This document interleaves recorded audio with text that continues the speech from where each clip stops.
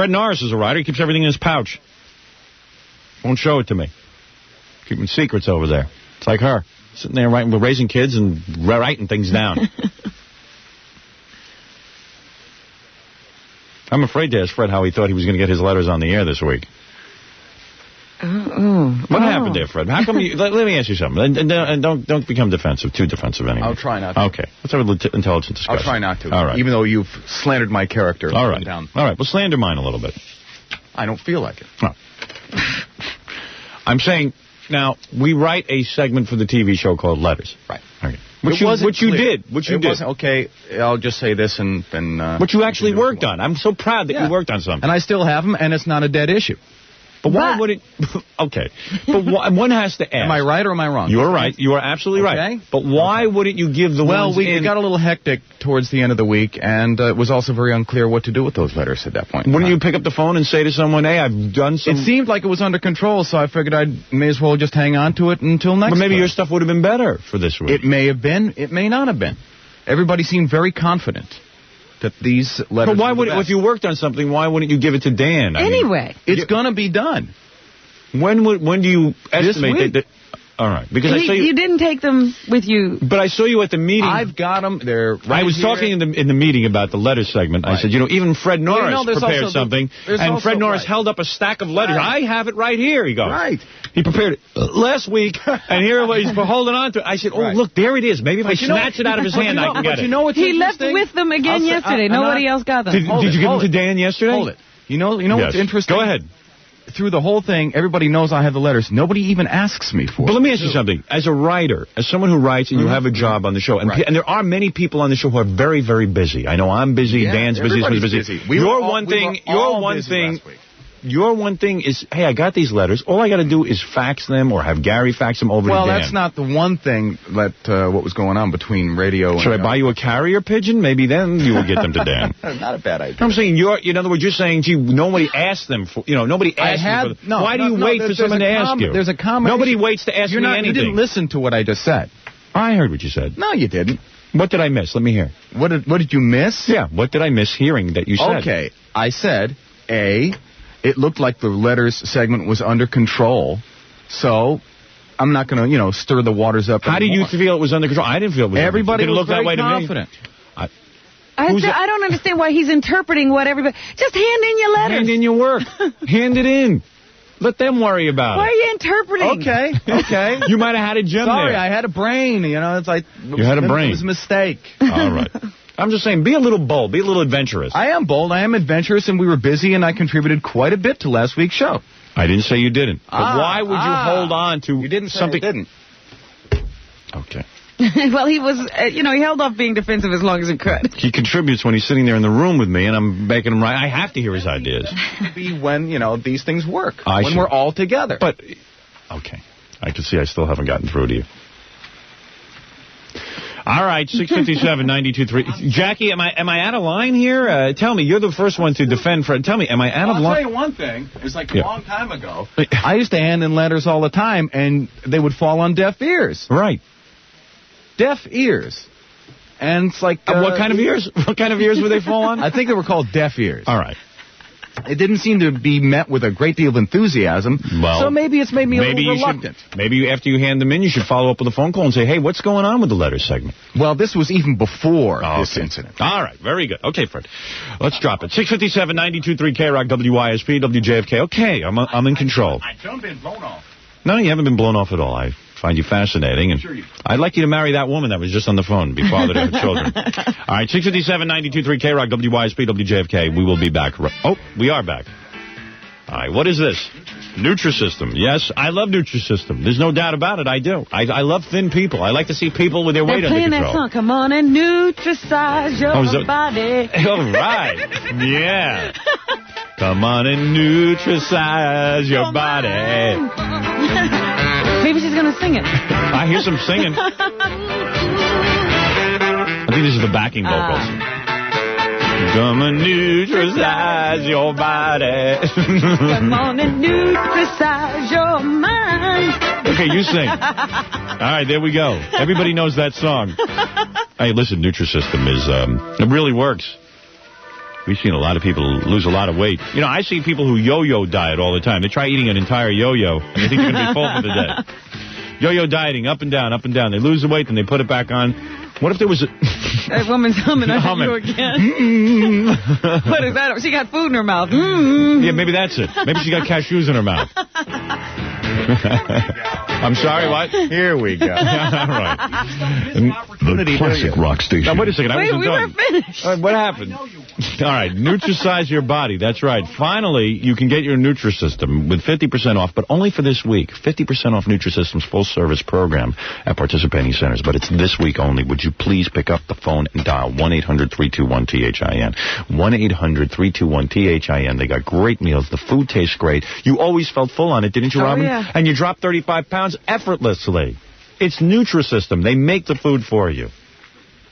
94 WYSP Philadelphia. Howard Stern, classic rock and roll all day. I told Freddie, before the commercial, I said, well, I'm trying to get through the live commercial pretty quick, so, you know, do it in a reasonable amount of time. I said, how much you want to bet Gary didn't have a song queued up? And he goes, no, he probably does. I go, no. I said, you don't know Gary. Gary won't have a song queued up. Because I never know what you want to sing. Gary, what do I care what I sing? Gary, what do I care what I sing? You know what, Fred's right. Cue up a song. Fred's right? Fred's right about what? What is Fred right about? Fred was counting on you to have something queued up. Fred had faith in you. I didn't. Well, it's queued up, so there you go. Fred's wrong. Yes. I was right. All right, what do you got there, Gary? Just a Gigolo, can you handle that? Just a Gigolo. All right. I can handle Just as Gigolo just as well as I can handle anything else.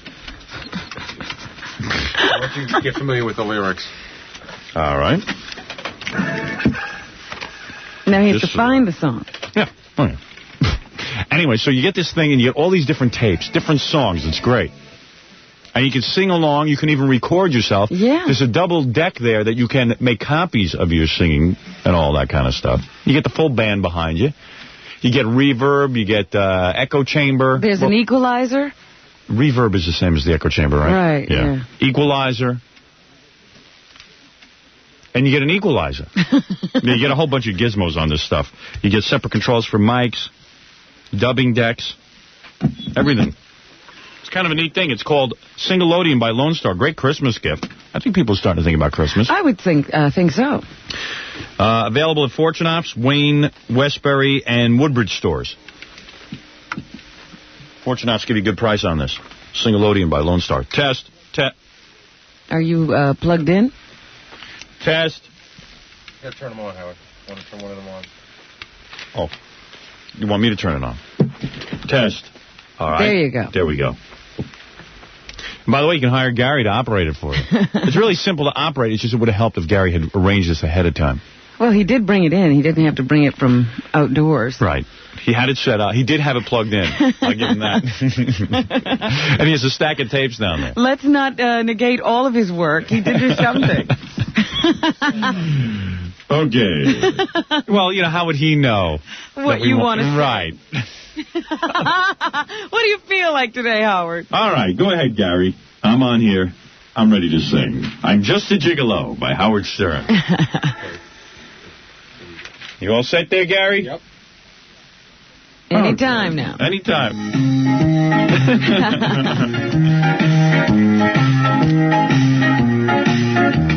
I'm just a gigolo, and everywhere I go, people know the part I'm playing. Oh, geez. Favor every dime, selling each romance. What they're saying.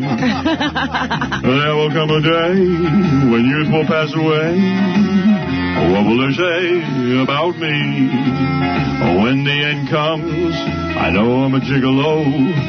Life goes on without me. I got nobody. Okay, enough of it. You get the idea. You get the idea. I'd have to rehearse a little bit. You did pretty good. I'm just a gigolo. You like that, Gary? Well, I was surprised that you kept the whole first verse. Thank you, man. I was surprised you actually got it on. So the two of us were surprised. Both of you are very surprised. Isn't that fun? No, it's never fun.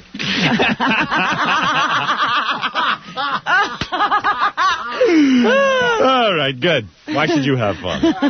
It's never fun. Okay. Next victim. Next one. Who's next? Get the guy on the phone who makes Jackie take a dump in his car.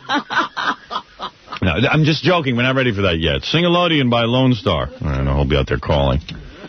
It's really good. It's really neat kind of gift. Everything's self-contained like that. Yeah, it's not a lot of equipment. You don't have to put anything together. It's wonderful. Plug it in. It's ready to go. Hi, you're on the air. Hello, you're on the air. This is New York. We'll go from New York, Los Angeles, Philly, and Washington. We'll get to everyone.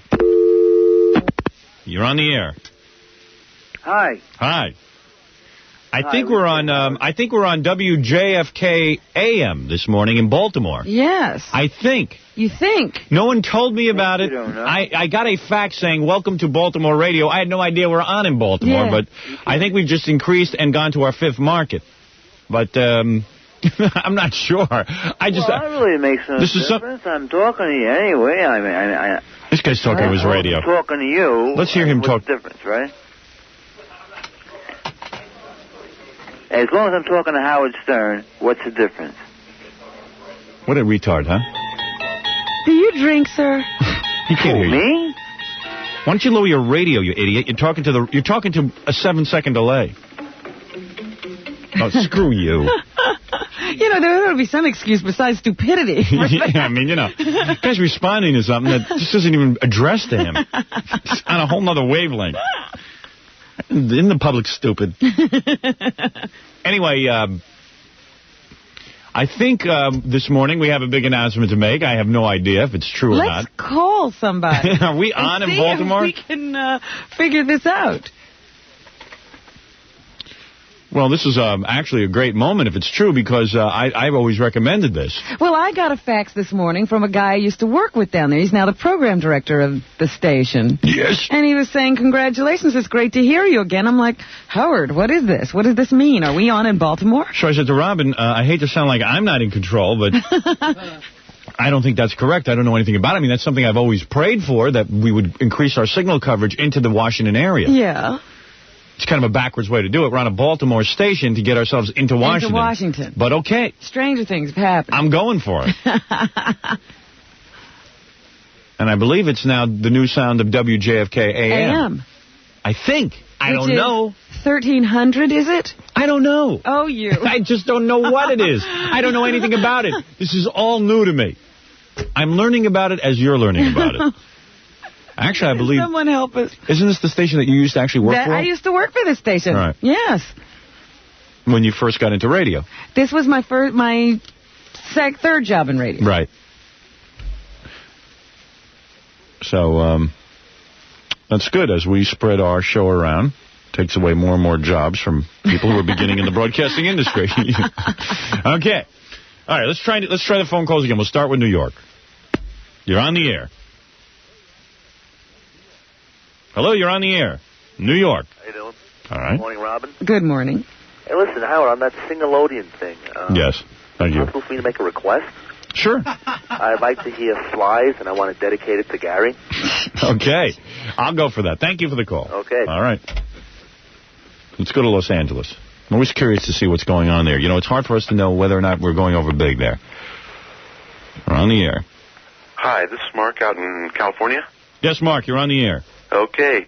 I've got a book I think you'll like. By the way, let me say something about Mark, first of all. I have to compliment him. He gets on the air. There's no radio turned up.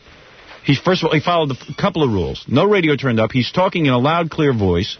He is immediately ready. And he's right on his subject. He's right on his subject. He has a book he wants to talk about. Now, and you're not in the radio industry, are you? No, I'm not. Right. Maybe I should be. Maybe you should be. Not opposite you, though. I would lose. I would be hung up to dry. That's no problem. As a matter of fact, one of our former competitors finally got smart. Mark Drucker. Uh-huh. He was competing with us on the Zoo in Philadelphia. He called me and said, Howard, do I have your permission to go on in the afternoons on my same radio station and work with another guy? I said, absolutely. Now you've got my permission. Go ahead. Reporting to the boss. Right. That's great. So you see, we destroyed his ratings, and then he called up and said to me, "I'm sorry. I want to know if I have your permission to go on in the afternoon." Now, did this really happen? What's the difference? Okay. You like that story? The book is called News of the Weird. Yes. And it's by 3 guys called Chuck Shepard, John Cohut, and Roland Sweet. Okay. And there are some things in there very interesting. I thought the one you might be most interested in is this. Some researchers have tabulated cases in which items were recovered from the rectums of patients. I've seen that article. People fax that to me all the time. Comes out every year. I read that on the air regularly. Oh, okay. Is that the one that has perfume bottles? Yeah, all kinds of things. Mrs. Butterworth syrup. Mrs. Butterworth syrup, the actual bottle. Yeah. Is Miss Butterworth still talking when she comes? Fred, you made that list. Was it your letters all in your rectum? Weren't they found your rectum had to be removed? You were hiding them in there, all the letters that you had prepared for the show? They made the list before I prepared the letter. Oh, I see. Can you imagine the embarrassment? You know, listen, the gay lifestyle is one that intrigues me. It really does. I make no bones about it. I find it somewhat fascinating. I always like to learn about it. Don't you think you ought to be careful what you're saying about the gay people? Because GLAAD is out there listening. Well, I'm glad they're listening. So the thing is that, well, you see, I don't think what I say about the gay community is bad, necessarily. I think I'm just fascinated by the lifestyle. Now, to say that gay, you know what will happen? I'll make these statements, and then the gay and lesbian groups will say, gee, isn't it terrible what he's doing? He's discussing things found in the buttocks of people. Now, let me like you put them there. Yeah, in other words, that's not normal for gay people to do. Now, that's what's normal for gay people to do. Seems like it. Now, I mean, now, for goodness sake. Well, maybe it's not normal, but it's not an unknown phenomenon. Of course, if your sexual appetite revolves around the buttocks, which it really does if you're gay, a gay man, your buttocks is a major part of your life. Not mine. It's, and to impale yourself with a Mrs. Butterworth's syrup jar is almost like being in the World Series to them. That is the World Series of being gay. When a guy can make that claim, that, you have heterosexuals, maybe it would be 2 girls in the bed or something, or perhaps, I don't know, an S&M session. I don't know what their World Series is, but the gay World Series is getting a Mrs. Butterworth jar jammed in there. Now, from time to time when you're in the middle of these kind of activities, personally, my buttocks, I never would use it in that fashion. Well, you're a rank amateur.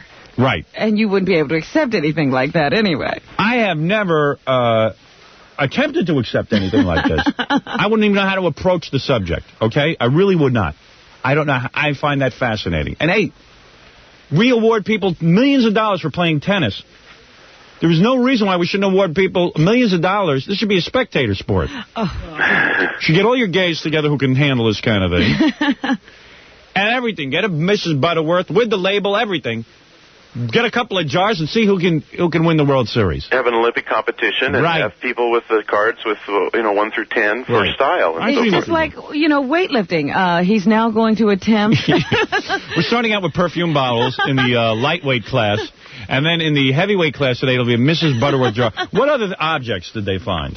There's a whole list of things. There were trophies. Trophy, like an Emmy or something like that? Yeah, I guess so. Like things, bowling trophies.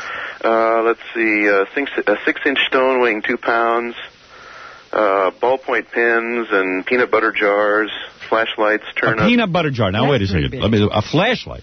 Yeah. Pair of eyeglasses, hard-boiled egg. Now, wait a minute. Who thinks of taking their eyeglasses? Well, you always know where they are. You can always find them. That's a good point. You never can find that case, can you? Now, the reason that this is a hospital report, what happens is that there's an accident involved where they can't retrieve these things. Is that correct? Mm-hmm. And then they go there and the doctor has to retrieve them. Somebody else has to retrieve them, yes. And they're saying in this article that at some points they go in to retrieve one object and they find other objects and they forgot about. There was one fellow that had 72 jeweler saws, all from the same patient, 29 at one time. I don't believe that.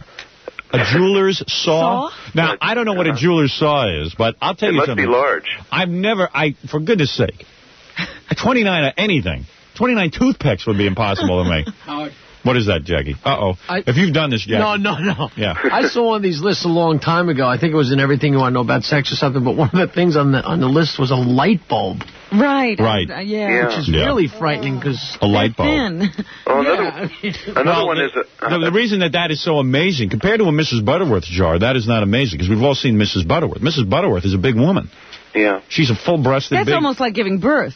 That's like Mrs. Butterworth is a mammy, is she not, Robin? Yeah, she's a grown woman. She's a grown, she seems to be something like a mammy type. No, and rather heavy-set. Heavy-set mammy. But the point is to put a light bulb there, you would have to do it without any pressure around because the light bulb would explode. Right. Although maybe this guy was like Uncle Fester and could actually light the light bulb. Yeah, maybe that's what he was doing. He was reading at night. Yeah. And he needed a night light. He was nervous. I think the two most frightening ones are or maybe those are landing lights, like for an airplane coming in. But you know, it said in the book that I read that the way this happens is they... By the way, this is a first. Jackie has never admitted to reading a book on the air. And, this caught my... this is great, Jackie, that you show that you're a literary type. Yeah, a lot of people think we're not intellectuals and we are on a kindergarten level. This definitely... We can read. We can definitely read. Pulitzer stuff. Yeah, and Jackie is known to read a book now and then. Now go on, Jackie. Laundry list of objects gays put in their buttocks. All right, go ahead. But they bet each other in bars. That's how all this stuff winds up. Really? They bet who can do what, and I can do this, and I can do that. So a lot of times it goes awry, and read us off some other things on the list. Okay, the two most frightening ones, I think, are a whiskey bottle with a cord attached. With a cord, yes. And the other one was a 6-inch by 5-inch toolbox weighing 22 ounces. 6-inch by 5-inch toolbox. Yeah. Right. Now, Fred, why would somebody put a toolbox? Okay. I bet I can get... Yes, they said, I bet I can do this, and they did that. What was that, Fred? I don't know. I'm curious. Why? No, I'm asking you. I thought you might know. I was joking with you. You have no sense of humor today, that's for sure. I know you've got other callers, but I have one observation. Okay. What are people really saying when they give the finger? And I was thinking about that the other day. I don't know why. Just one of those things. Are you George Carlin by any chance? No, I'm not. All right, thank you. Bye-bye. What are people thinking about when they give the finger? George Carlin is known for that kind of material. Yes. Got it banned from the radio. What are those guys doing when they give you the finger? What does it mean, exactly? What? Okay, George. Maybe you're thinking too much. What's that all mean?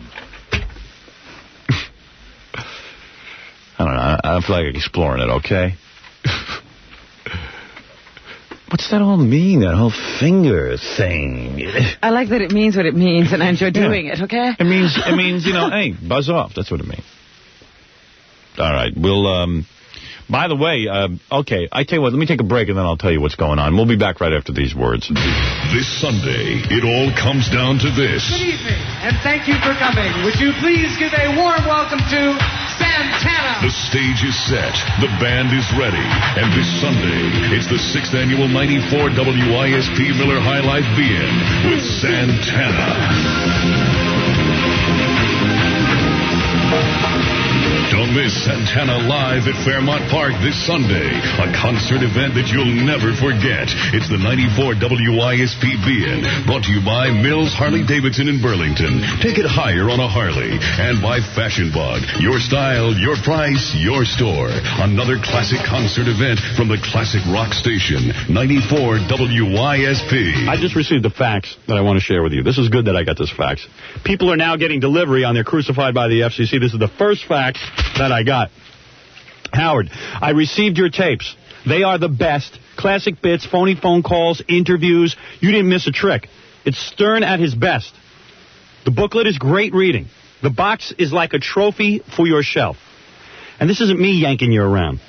I mean, if I told you this was like a trophy for your shelf, you'd laugh at me, like I was making this up. I'm telling you, you're going to love this package. Let me continue with the facts. At $29.95, it's a bargain. With the amount of stuff on the tapes, it comes to pennies a laugh. It's nonstop. If you're a fan of the show and you don't buy this, you're nuts. Signed, E.L., whoever E.L. is. There's the facts. You must be 18 or over to order. 1-800-52-STERN. Crucified by the FCC. 1-800-52-STERN. Order now before we run out. It's a limited collector's item edition. Crucified by the FCC. A new Philly favorite, Dale Murphy, talks about a new Philly favorite. When I first came to Philadelphia, I had a few questions. How are the fans? How's the stadium? And how are the biscuits? I was happy to discover they were all great. I could even get my favorite Hardee's Rise and Shine biscuits at Roy Rogers. I've been a fan of Hardee's biscuits since my days in Atlanta. They're made from scratch every morning by real biscuit bakers. They're great fresh from the oven just as they are. Or get one with bacon or sausage and egg, and you've got yourself a breakfast. And if you've never tasted a Hardee's cinnamon and raisin biscuit, you're in for a treat. From now on, I'll be getting my biscuits at Hardee's in Philadelphia, along with all my Roy Rogers favorites. So even though the season's almost over, I'm still going to be spending a lot of time at the plate. The best of Roy's and made from scratch biscuits, now at Hardee's. Now, for a limited time, get 2 cinnamon and raisin biscuits or 1 sausage and egg biscuit or a biscuit and gravy platter for just 79 cents. 94 WYSP. Howard Stern all morning. Classic rock and roll all day. Maybe I should give this to Jackie. Maybe it's time he read something other than medical journals about what gays can stick in their butts. What do you think? I'm happy that he reads anything. If that's the only thing that holds his interest, that's it. The Fall of Darwin. Yeah, somebody's challenging the Darwin theory of evolution. I don't see how they could do that. I mean, it's obvious we come from apes. Look at Gary. Right, Gary? Yeah. You're as close to ape as possible. The hair, the teeth, the constant picking of the nose and the buttocks. No, even apes gape at those teeth. Apes say there's no way you guys got Gary from us. No, seriously, how can you challenge the theory of evolution? That's why I want you to read that article. Yeah, I have to. I gotta. Come on, do it tonight, seriously, so we can find out what it is. I'm reading it this afternoon. All right. Can you read it right now and then tell us what it is? No, I left the magazines at home. Hey, by the way, in this month's Omni, created especially for Omni Magazine, Planet, the Omni Evolution board game. Each player controls evolution on his or own planet. All right, the game is included in the October issue. I didn't realize this. We were thinking you had to go buy this. You evolve. The object of the game is to evolve a productive, non-polluting human, control temperature and atmospheric content, and sabotage opponents' worlds with meteors, radiation, and pollutants. But it's a game that you can buy. It's in the magazine. Yeah. Omni, food for hungry minds. Get the October issue on sale now. I like when Bob Guccione does the commercials for Omni. Food for hungry minds. Thank you. That's my Bob Guccione impression. Not bad, huh? I didn't even use the harmonizer for that. Right. Gary's got a lot going on this morning with coughing, he's sneezing. Yeah, clearing his throat. It's a changing weather. Changing weather. There'll be a lot of... Very attractive. There's going to be a lot of voice stuff going on the next few weeks. Good. We'll keep it off the air then. Well, I try. Good. So Gary tells me that our guest for today is not showing up. Now what happened? Alley Cat. This Kim Alley, the one who had the date with Donald Trump. They call up. First of all, it's in the Daily News that she's coming on. Yeah. You see, this is what I love about this crap. But is she definitely not coming on? Yeah. What happened? Tell me the course of events. All right, I'm doing. How is Alley Rat? That's the worst thing you can do to me. It's so unprofessional. Here is a girl who is a model, so I assume she has some professional abilities. She makes a commitment to come on the program and then decides, well, she's not going to do it. Last minute. Because she's nervous and is afraid I'm going to tear her up. I've never torn up any guest. I ask them questions. If that's tearing somebody up, how do you handle life? Alley Rat. Don't make commitments to come on a pro. I'm nervous what Howard's going to do. You're nervous about me. I'd be more nervous about Geraldo. Geraldo marries a woman and then writes a book, the rat fink. He writes a book about her, how he cheats on her. Poor Kurt Vonnegut was on Entertainment Tonight, almost crying his... We'll get to that in a minute, Fred. It's like a Kurt Vonnegut book in here. Kurt Vonnegut was... You see him? Yeah. He's on TV and he says, look at this skunk, Geraldo. Jerry, he calls him, which is great. Jerry. And Geraldo, of course, is that's so racist to call me Jerry. Can you imagine? Listen, I mean, that's a thin argument. This guy, Geraldo, I always told you he's a weirdo, this Geraldo. He writes a book. Here's a woman. She marries him. Looks like a nice-looking girl. marries this Geraldo, suffers the humiliation of a divorce, and then what does he do? He writes a book about how he cheated on her. Yeah, bragging. Bragging about how he really was abusive to her, abusive to the relationship. Not physically abusive, like punching her in the face, but psychologically abusive. You know how embarrassing this is to a woman? Well, she's suffering twice. You know, she had to live through these indiscretions. And here's now she's to relive them. Here's a guy, gets a hold of people. He's going to make mincemeat of this alley cat. I wanted to do a human interest interview with her. I was not looking to, if anything, I'm just looking to pull her pants off. Yeah, hasn't she ever heard you deal with beautiful women? You certainly don't attack them. No. I'm angry with them, but I don't attack them. So tell everyone, share with us the entire story, Gary. Here's how it went. They called on Friday, her publicist, right, and said she wanted to do the show Monday morning. Right. But she was unsure. She was a little nervous. Okay. And we chose a time, but we left it up in the air. And the publicist was supposed to call me at home over the weekend. Right. And he never did. He called yesterday morning at like 6 in the morning and apologizing that he had to cancel. And I said, well, there's nothing to cancel because you never confirmed. And he said, well, we're going to make it happen. So then we went to our meeting yesterday. When I came back, Kim was on the phone. Alley Cat. Alley Rat. And she said, listen, I'm a little bit nervous about coming on tomorrow. And I explained to her that we do a fun show. I said that, she said, what will he ask me about? I said, all he wants is the truth. I said, probably the angle he'll take is, just talking about how beautiful you are. Well. She said, and I said, listen, he's going to ask you the truth. We're not going to sit here. Ask her about her life. Right. What she's telling everyone. Oh, I know why she's not coming on the air, Robin. Why? Well, because in the Daily News today, they did an interview with her. And it seems they accuse her of lying about her age. They say to her, you're 26? She says, I am 26. And some guy named Friedman goes, she's 26. Yeah. What made the Daily News say you're 21? She says, what made the Daily News say I'm 21? And this guy Friedman goes, misinformation. And the guy from the Daily News goes, supplied by whom? Well, and then there's this guy Friedman says, a lot of people shave years off their age. And then Alley Rat says, it's not my vanity, it's my business. Paper says Allie couldn't remember when she graduated high school. Or if she did. And the Donald announced that she is trouble. Well, of course she's trouble. Here's a woman that literally the guy met. He kissed her goodnight, and she was no sooner than she got the kiss than she was calling up Entertainment Tonight. Yeah. He kissed her on late, what was it, Saturday going into Sunday? Saturday going into Sunday morning, and Monday night she was on Entertainment Tonight. Monday night. By Monday, that means they had to have lead time. That means no sooner did the kiss occur. Then she wasn't booking the interview. She had a publicist. He kissed her. She had a publicist by like Sunday night. Right, by Sunday night she had the publicist. That's wonderful. Next thing I know, she's booked on Geraldo.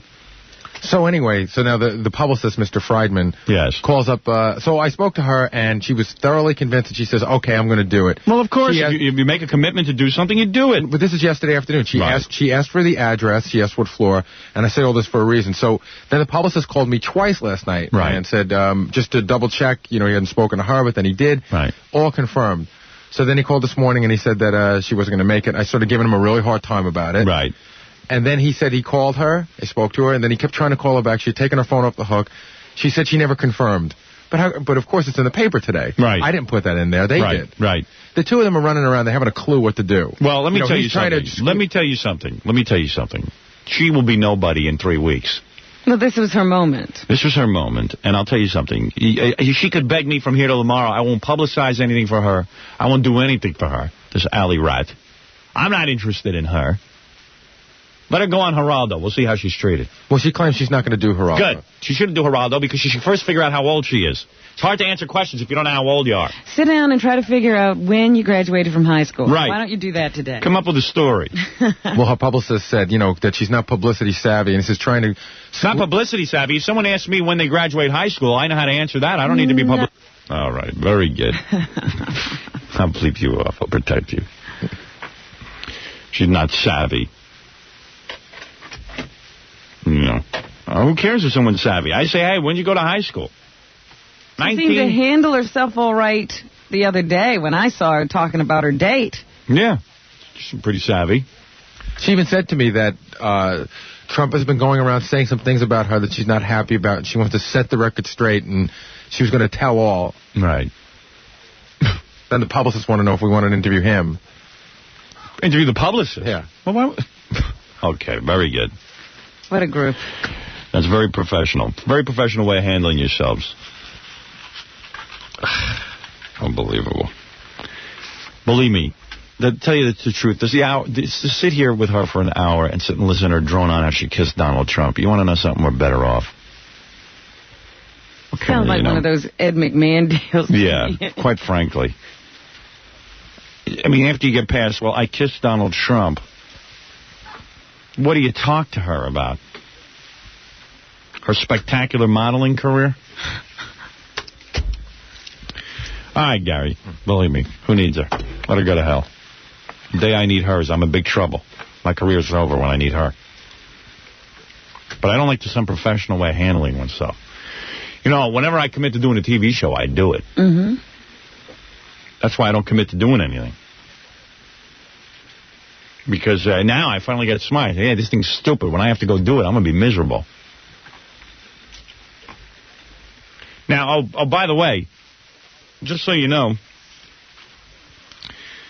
I have a publication called Inside Radio here. And it turns out we are on in Baltimore. Somebody should have told us, don't you think? I think that someone should have made us aware of this. We would like to know where we're broadcasting. I'm thrilled that we're doing it. I just would have liked to have known. We could have had a big announcement. Yesterday we were on, I guess, all morning, huh?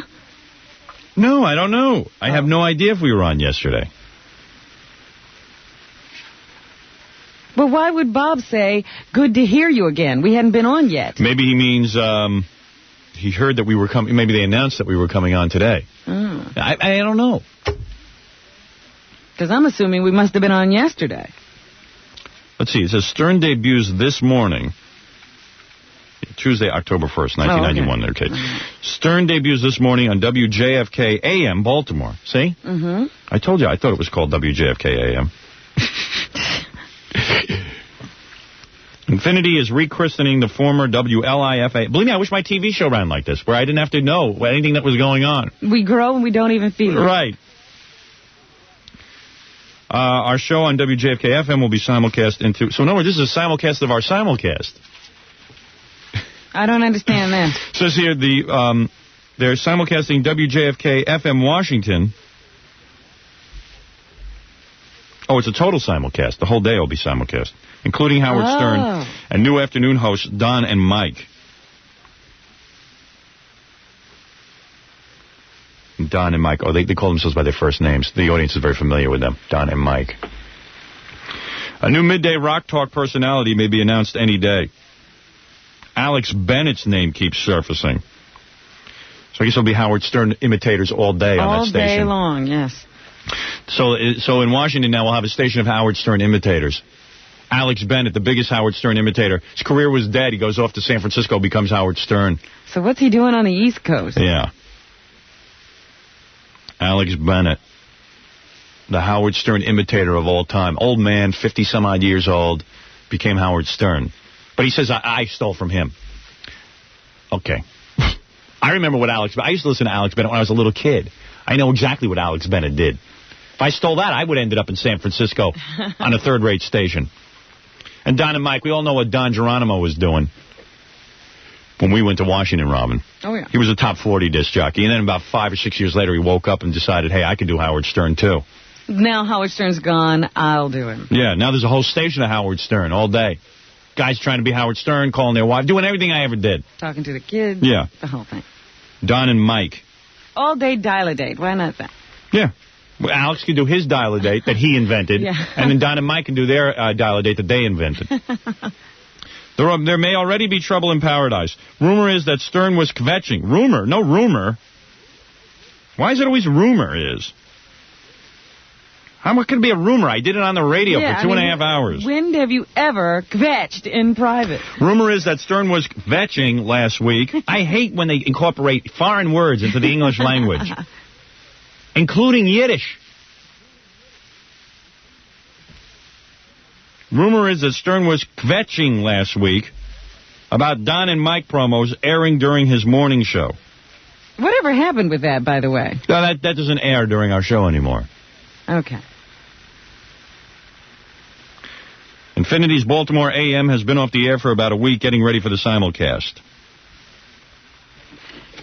And Howard Stern imitators for the rest of the day. It's very distressing to me. What can I do? But I'm happy to be on in Baltimore, that's for sure. That's something I wanted. Because... now my parents will think I'm talking to them again because we're going to broadcast into Baltimore. Well, I had no idea this was going on. The point of us broadcasting into Baltimore is so that we can reach Washington. I know that sounds kind of convoluted, but now... Because they're not that close together. No. But our AM signal goes way into Washington, D.C. Yeah, it's a big booming signal. So for those of you who... you can listen to us on WJFK AM or FM. It doesn't make a difference. Just make sure you tell someone about it. You'll hear the same great music. Yeah. With the same quality. 738 92.3 K-Rock, WYSP, WJFK. We'll be back right after these words. Turn all morning. Classic rock and roll all day. What a nice vacation in Barbados. You know, really get away. Nice weather. Good food. And you get this too. This is an incredible offer. I'm telling you, this is a great hotel. Someone asked my wife the other day, is it really true what your husband says about Barbados? And I mean, they couldn't believe this deal. He says, it's certainly in my price range. It's in everybody's price range. Listen Absolutely. to this. Until December 22nd, 1991, when two of you visit Marriott's Sam Lord Resort, one stays absolutely free. What's even better, the one who pays gets a remarkable low price of $99 a day. And from October 5th to October 31st, it's only $89 a day. $89 a day. Now, where can you stay? A beautiful place for that kind of money. And Fred, when you rent out in the Hamptons or Amagansett, what does it cost you for the summer? It's expensive. Okay, thanks. Marriott Sam Lord Resort features newly renovated guest rooms, a spectacular mile-long coral beach, breathtaking gardens to stroll in, and 7 lighted tennis courts. 1-800-223-6388. Call that number right now and get in on this incredible deal at Sam Lord's Resort in Barbados. 1-800-223-6388. Ask them about it, or call your travel professional. I am telling you, they will tell you about Sam Lord's Resort and tell you how beautiful it is. All right. Marriott Sam Lord Resort, a Barbados resort. I wish we had some time. Yeah. I'd go. And my voice has gotten tremendously deep today. Did you notice? Don't you think? Do you think it's very pleasant for our debut into Baltimore? Well, you know, you've been pretty deep. Well, maybe yesterday you were kind of not deep. Yeah, today you're deep. I don't even know who we're at war with in Baltimore. Who's our competition? I haven't a clue yeah, I mean, what's going on there. Couldn't be very hard to be popular in Baltimore. I got to figure we're going to get some ratings there. Who could it be? Yeah. Which dingleberry zookeeper are we up against in Baltimore? We should do real well there without even trying. Even if we're lame, we'll do well there. Yeah, because the only thing I can remember is that guy who used to work with Ross Britton once went to Baltimore, didn't he? Oh, yeah. And failed. Right. Hey, but you know what I'm kind of curious about? Can you pick up the Baltimore station in... Let me get one of our Washington listeners on the phone. You're on the air. Hello? Hello? Washington. Hello? Hello, Washington? Hello? Hello, Washington? Hello? Howard. Yeah, you're on the air. Lower your radio. Okay, how you doing? Good morning. Every conversation starts out with lower your radio. Okay. I'm calling from Columbia, Maryland, which is right in between Baltimore and Washington. So can you pick up the AM? Yes. Do you pick it up better than the FM? Well, the closer you are to Baltimore, you can get the AM better than you can get the FM. So, I mean, from your house, can you pick up the FM? Yes, but you can pick up the AM better. So now will you listen on AM? Yes. Yeah, see? Mm-hmm. So we've done that as a service to our Maryland listeners. Okay. You know, screw Baltimore. And you know, I mean, as much as not that, I mean, you know, Baltimore's okay. We'll be number one there in about tomorrow. Yeah. Well, you really don't have any competition here because the AM #1 show in Baltimore in the morning time is it's the all news format. Right. Right. Well, that's everywhere. Yeah. Right.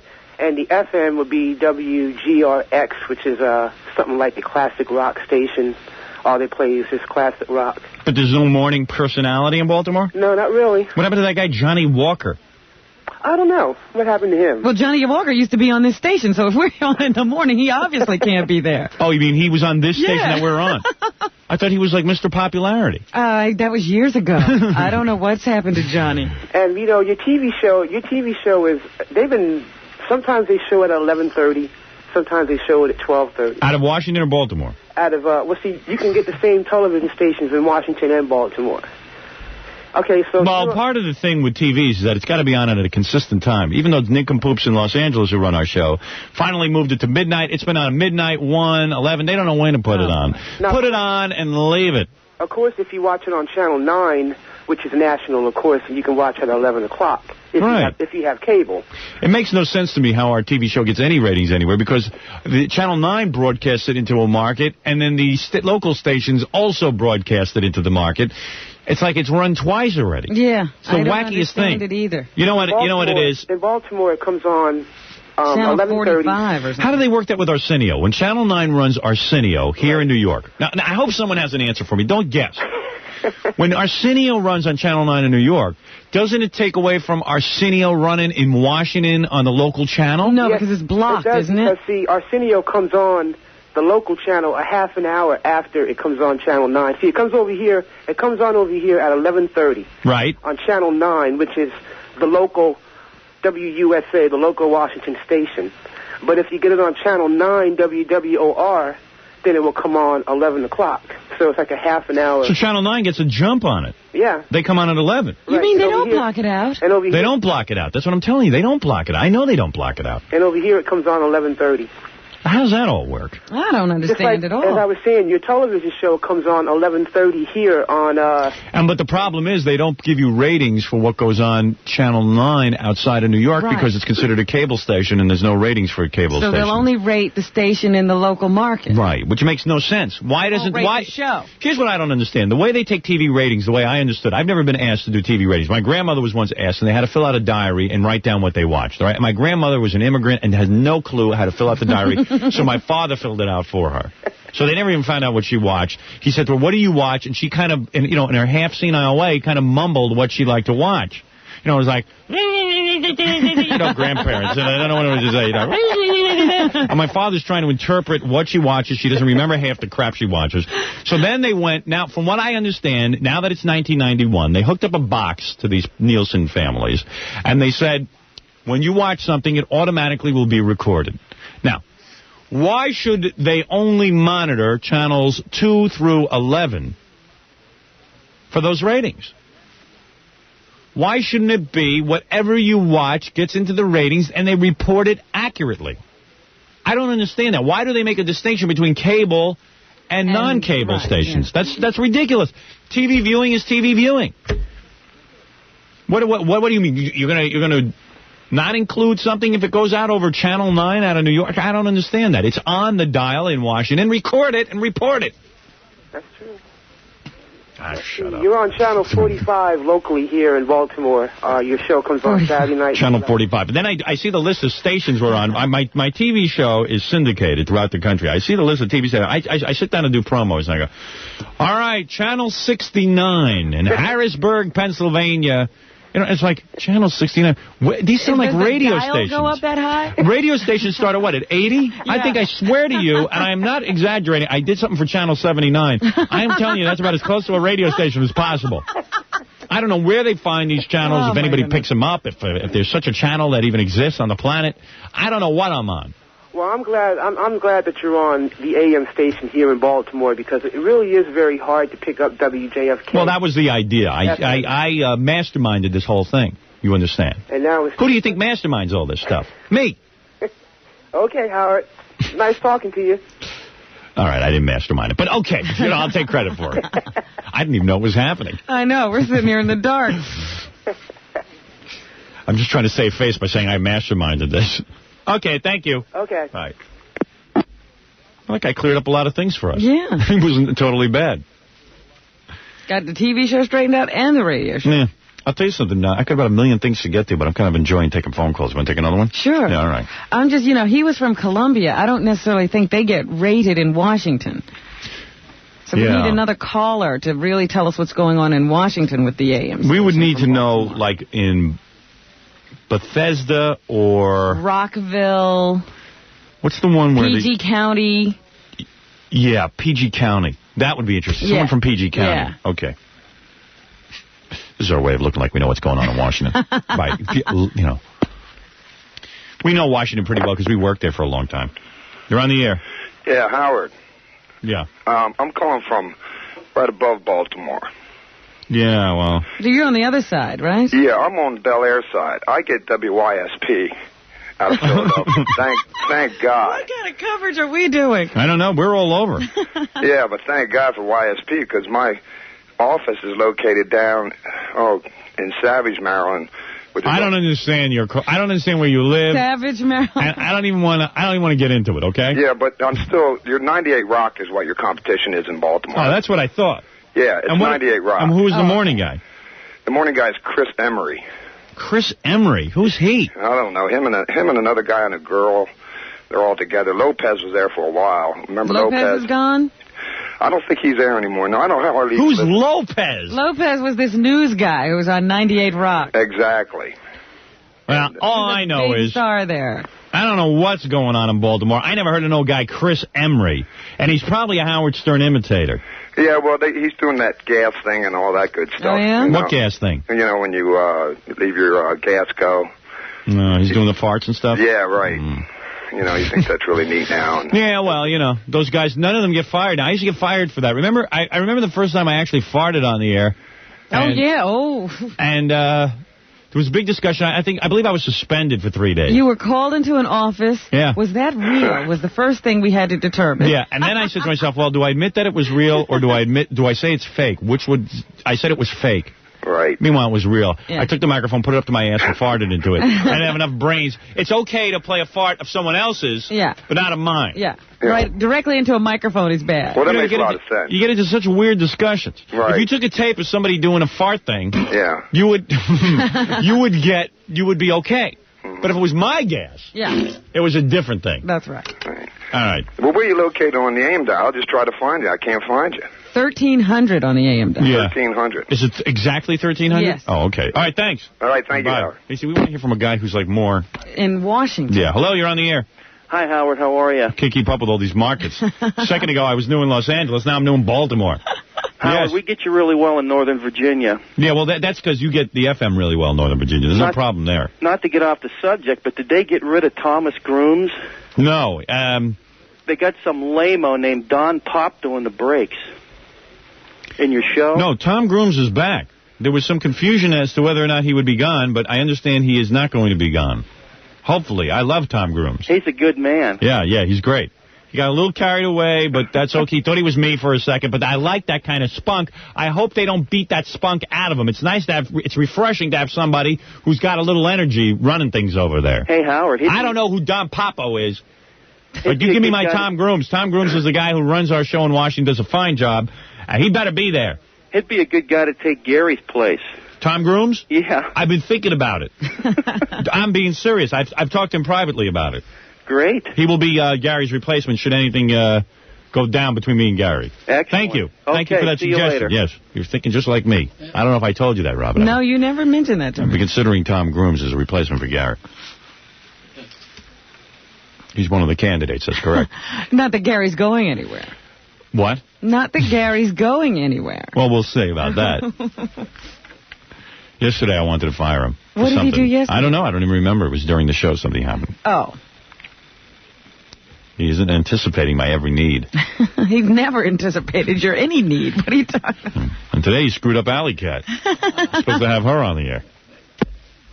Well, I got 2 calls from Los Angeles on the air at the same time. Who's that? I can't hear. Hello? Hello? Hello, is this Howard? No, this ain't Howard. I'm calling to talk to Howard. What's that? I'm calling to talk to Howard. Oh, well, I'm trying to talk to Howard myself. Is that right? They put us together, huh? Oh, I'll be doggone. Yeah. And see what happens. And I woke up 3 hours later. Where are you calling from? What? Where are you calling from? I'm calling from California. Oh, so me too. Oh, wow. Where are you calling from in California? Down in California, about 12 miles outside of L.A. Oh, I'm in North Hollywood. Oh, shit, yeah, right around the corner. Yeah. Well, say we hang up and try it again, huh? I don't know. Maybe we should just stick on here and see what happens. Okay, sounds good. Okay. Are you listening? I turned it down when I thought somebody picked it up. Oh, we're on the radio. Yeah, we're on the radio. Hey, you idiots. That's pretty low. Hey, I like hearing that. Yeah, that was fun. That was good. Say, I want to know if you're going to take requests for guests, Howard. Sure. Okay, But don't be a lame-o and say, I think you should have Sylvester Stallone on. No flake like that. No, I'd like to know if you get Stevie Vai on again. Stephen Vai, the guitarist? Yeah, because before you... I found him to be rather dull. Well, he happened to mention you when he hosted Headbangers Ball a few months back. Well, dull in a good way. What's that? No, What? Steve Vai, the guitarist, is an intern at the station now. Oh, really? Yeah, his solo album didn't do all that well, so he decided to intern here. He's working for free, but I think eventually he'll get a job in radio. You think so? Yeah, assisting a disc jockey. Well, that's cool. Hey, when are you going to be out here? Because I need a job. I want to be on your show. Yeah, well... Well, why shouldn't I be? You know what it is? Most people who want a job with me want it because they think they're not going to have to do any work. Well, This is what I found on my TV show. Well, look, how many hours a day exactly do the people work for you? People like to work for me because they think I'm a fun guy. I'm not demanding. But in reality... In reality, there's no fun going on here. Uh-huh. Don't think it's all so glamorous. The only advantage is if you're single, you will get laid a lot. Even Gary, loser Gary, has gotten an incredible amount of women off of this show. And I mean it. I mean an incredible amount of good-looking women who would never look at Quantity him. and quality. Quantity and quality. And you know it to be true, Robin. Yes, unfortunately, I do. Well, no offense. He has banged 10% of the dialer dates that come on here, girls who go, he takes them out on the date. Yeah. That he volunteers for, to take them out on dates. A lot of times the dates don't even show up, or if they do, they end up even just paying attention to Gary, because they think that he's got some kind of show business career going. And they don't realize, outside of me, there's no one in show business that'll hire Gary. You heard, did you ever hear the tape of when Gary auditioned for MTV? No. You never heard that, did you? No, because you guys just started like a few months ago here. Would you like me to play that for you? Yeah, we want to hear what Gary one time tried to break away from me. All right. One time. He got a secret call from Steve Leeds. Didn't tell me about it. And he really thought he could be a BJ. He thought he could live without me. Because I guarantee you, Gary, you will, A, not get any girls after I dump you. B, you will never have a job in show business. And C, see what I mean. See? See what I mean? No offense. I just like everybody to understand. None taken. Okay. Why don't you go get your MTV tapes? I want to listen to that. I think Freddie went to go. I'm in the mood. Well, look, what happened with Vi on your show? I mean, like, did things go all right? Or? Things went fine. He did, but he didn't answer any questions. He's very He wouldn't talk tight-lipped. about anybody he had ever worked with. He's worked with a lot of famous people. Everybody's a great guy. Do you work with David Lee Roth? David Lee Roth's a great guy. Why'd you break up? It was nothing. He's a great guy. I mean, who wants to hear that? I want to hear everyone's a great guy. If I want to hear that, I'll talk to Jackie Martling. Well, you read some of the things. What was that? You read some of the things that that Roth had to say regarding Vi. As a matter of fact, I was just talking to Listen, no offense to you. Nobody cares who Steve Vai is. And nobody cares what Roth said. And nobody cares what David Lee Roth said. Look, you got to remember that there are a lot of guitar players out this way that listen to you. Yes, I know that, but who cares? Well, okay, then screw it then. Forget it. Right. Now, what did you want, the other guy? What? I wanted to tell you how much I appreciate your show, Howard. Well, thank you. I appreciate that call. Do you want to talk about Steve Vai? No, I want to come. You come up with a plan, and I'll lead the troops to run Mark and Brian off the West Coast. What you should do when you see Mark and Brian in the streets, you should say, hey, you two pussies, now we're aware of where you get your material. You lame version, watered-down version of Howard. You don't think getting them stuck between the tandems in my truck would do any good, huh? No, you don't have to do that. You just got to torture them with my name. All you got to do is say Howard. Howard. If I get some tire tread that spells out your name, and we run. No. Just aim your farts at them. Let me tell you something. These two guys are losers, and they're going to lose their audience. Mark my words. Good, because they suck, major. Did you see their TV show? I saw parts of it. All right, well, then you decide. You decide what that is. It's a joke. It's a joke. Two guys hugging each other, doggy style. Like that Jacques Cousteau thing that they. Jacques Cousteau, right? I mean, heck, I'd rather watch Cousteau, who's like telling you something intelligent. What is that show that you watched? Jacques who? Jacques Cousteau, I guess. Jacques Cousteau? Yeah, there you go. Okay, I like that. Yeah. Now, let me tell you, you're absolutely right. Jacques Cousteau goes down in a shark cage. What do I need to see that for? Exactly. What's like watch two guys hug each other? All right, very good. The ratings proved me out. Thank you. Yeah, you guys are doing real good. Right. Bye. Right. I'll play you Gary's MTV tapes. I want them to hear it in Los Angeles, Gary, and in Baltimore. I want people to know what it is when you leave me, what happens. Well, this isn't... Let's admit that you thought you were really going to get this. This was an opportunity. This wasn't me... This isn't what I would plan to do if I left you now. It's just Right. This was an opportunity that accidentally came my way. Once in a lifetime thing. We'll be back right after these words.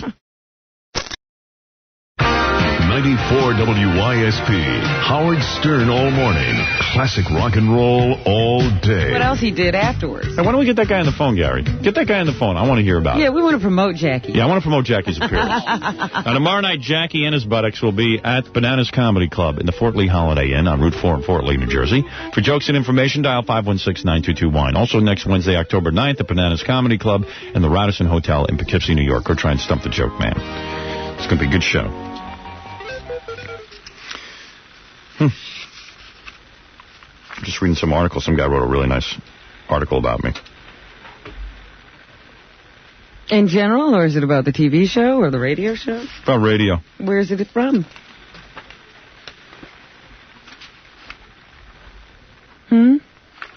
What? Where is it from? I'm trying to read. Oh, you. I don't know. It's something called Talkers. I never heard Talkers. It's about... Oh, that's that... it's a new magazine about talk show hosts. I think it's just a radio industry rag. Oh. It's a good article, nevertheless. It's about the West Coast reaction to us. Oh, really? Yeah. Well, you know that would interest me. Yep. For the first few... I'm just wondering if Gary's going to get this guy on the phone that saw Jackie go to the bathroom out the window.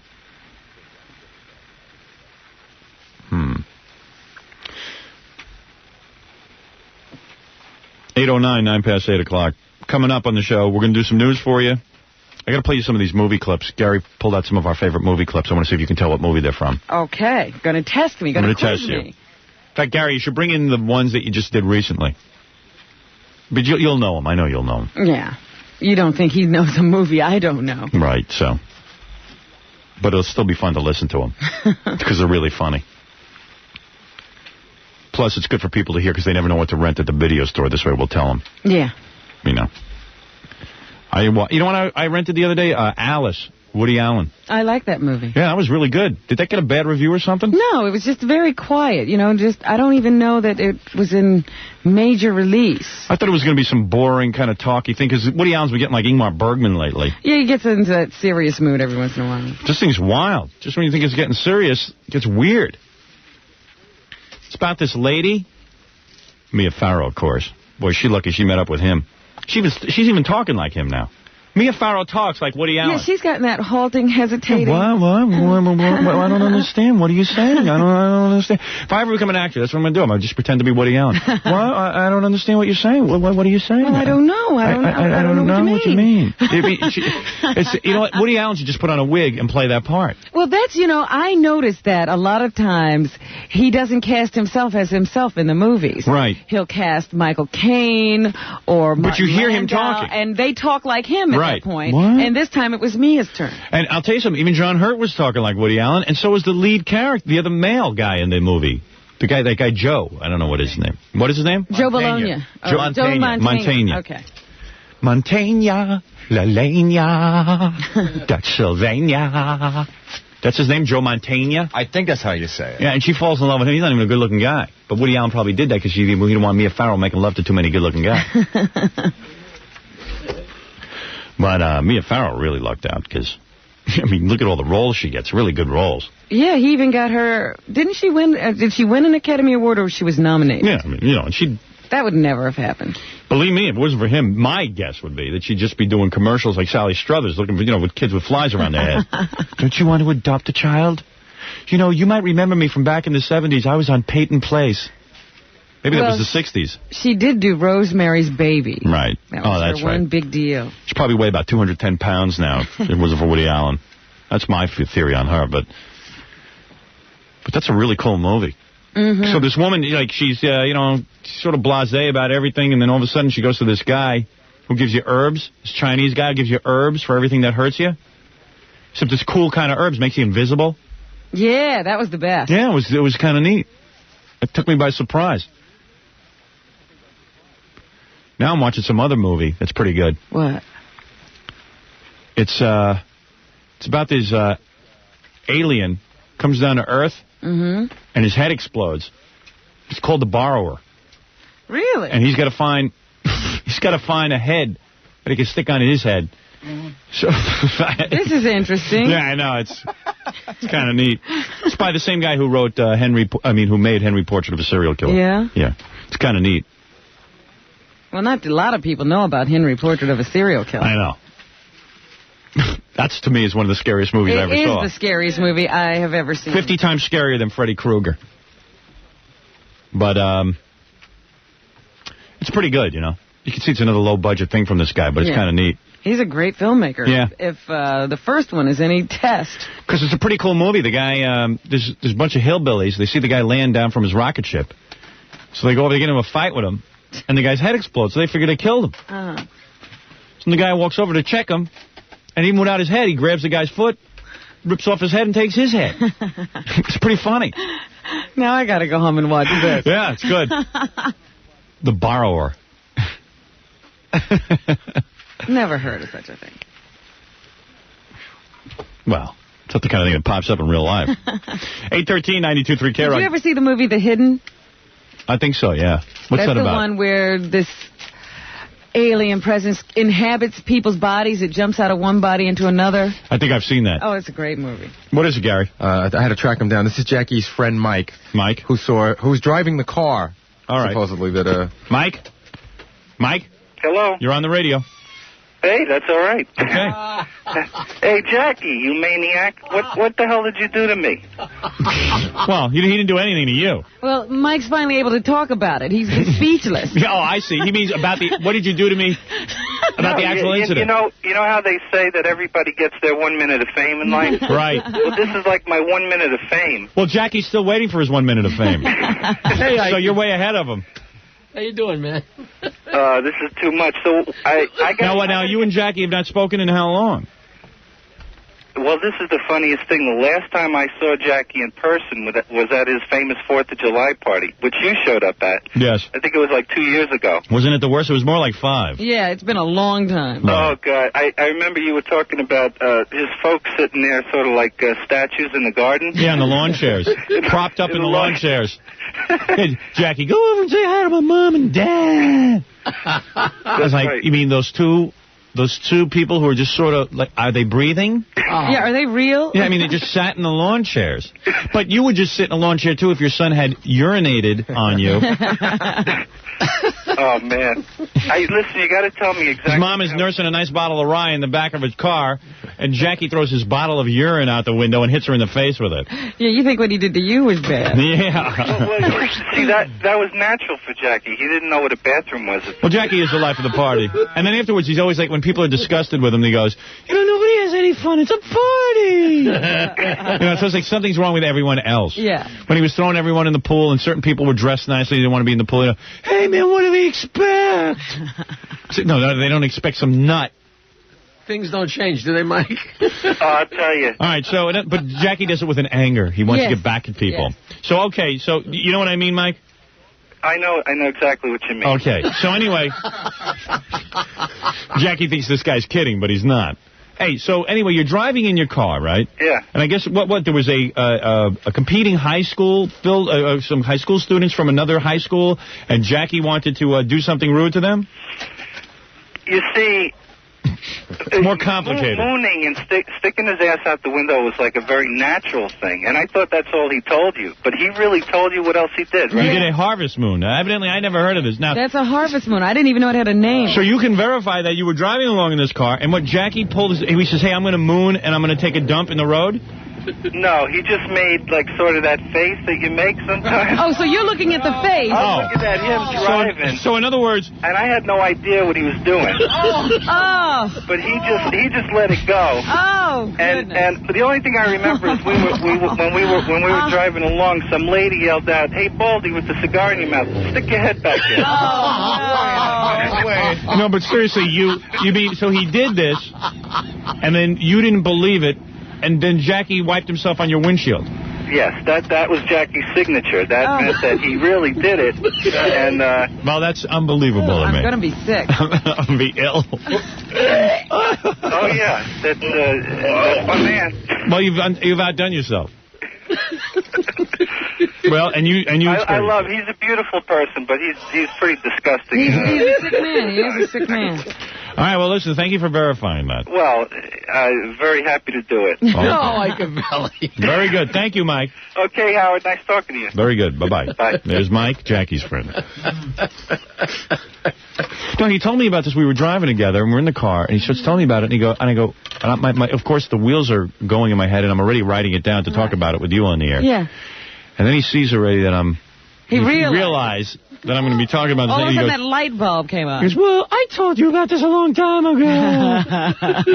He always tries to palm it off as something you knew already. Yeah, it's right. Not that big a deal. And I go, Jackie, you told me about this, and I wouldn't respond in some unusual manner? Come on. Then he denied it, and then finally we tracked down the guy, and I guess there's no denying it, huh? And today in the office, we'll tell us stories about that guy.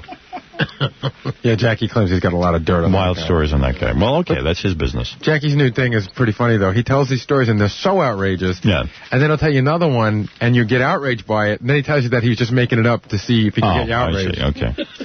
Because he's embarrassed. All right, 818-92-3. One time we were masturbating in front of my grandmother on some snow. Well, you've done that, haven't you? No, I didn't have that. It's a high school prank. Yeah, because we were all laying there, and Butch... No, there's always a Butch or a... Burf. A Burf. Yeah. Butch pulls out his penis. We're in the snow, we're really horny, and we're drunk from a bunch of beers. This guy grew up in New York. Very good. I really think he has a problem with... With the show? With what? No, your problem isn't with the show. Anybody who's that involved... But with bathroom the lower part of their body like very that. involved. Oh, I don't know what that is. Well, there's just a lot going on down there. There's a lot of, it's the only part of the body you can do things with. Oh, my. And Jackie's doing everything. It's the only way to outrage people. I've never heard of the things he's done. A few years ago. I was a lot different then. But still, it was only a couple of years ago that you anointed Tony O. You're just in there. Yeah, right. It's a few years ago. It was a few short years ago when Jackie was eating ribs and stuck his finger in Antonio's buttocks. As a joke. That went too far for me. And then, with the same hand, continued eating his ribs. He eat ribs like it was nothing. Hey, he's a good guy. What's the big deal? He looks clean. It's a married guy. What's the difference? You're so full. I'm not holding the rib with that finger. I'm using the other fingers. Oh. I just wouldn't want to smell Tony O in my hands and he'd be eating ribs at the same time. All right, it's 8:20. We'll be back right after these words. You're listening to the Howard Stern Show. From the Howard Stern Building. It's the first annual Howard Stern Frankenstein Makeover Contest.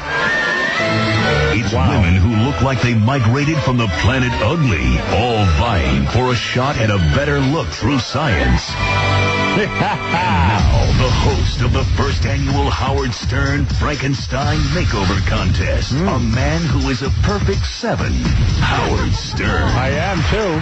You told me I was. A perfect 7. A perfect 7. Hey, on the E! Show tonight, the dramatic conclusion of Andy Dick. Check it out, Little Brown Ring. I love it. First annual Howard Stern Frankenstein Makeover. I'm so excited. The only reason that the Frankenstein Makeover is even possible is because of the great doctor, Dr. Sal Calabro, who's one of the top guys in the industry. He created this whole thing. That's right. Dr. Calabro, of course.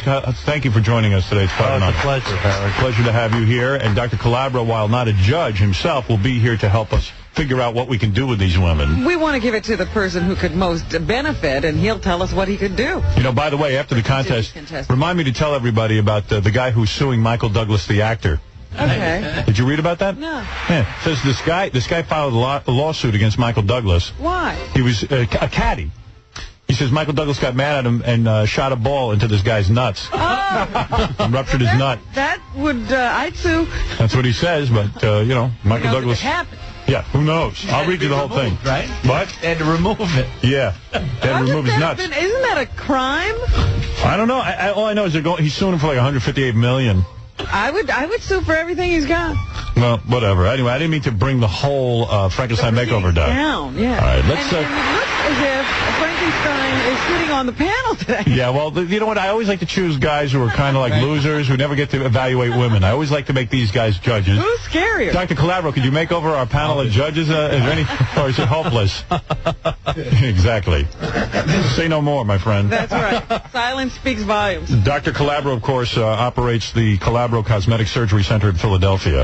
And you'll hear more from Dr. Calabro in a minute. First, let's introduce our judges, the guys who will actually make a woman's dream come true. If ignorance is bliss, then our next judge is one of the happiest idiots in the world.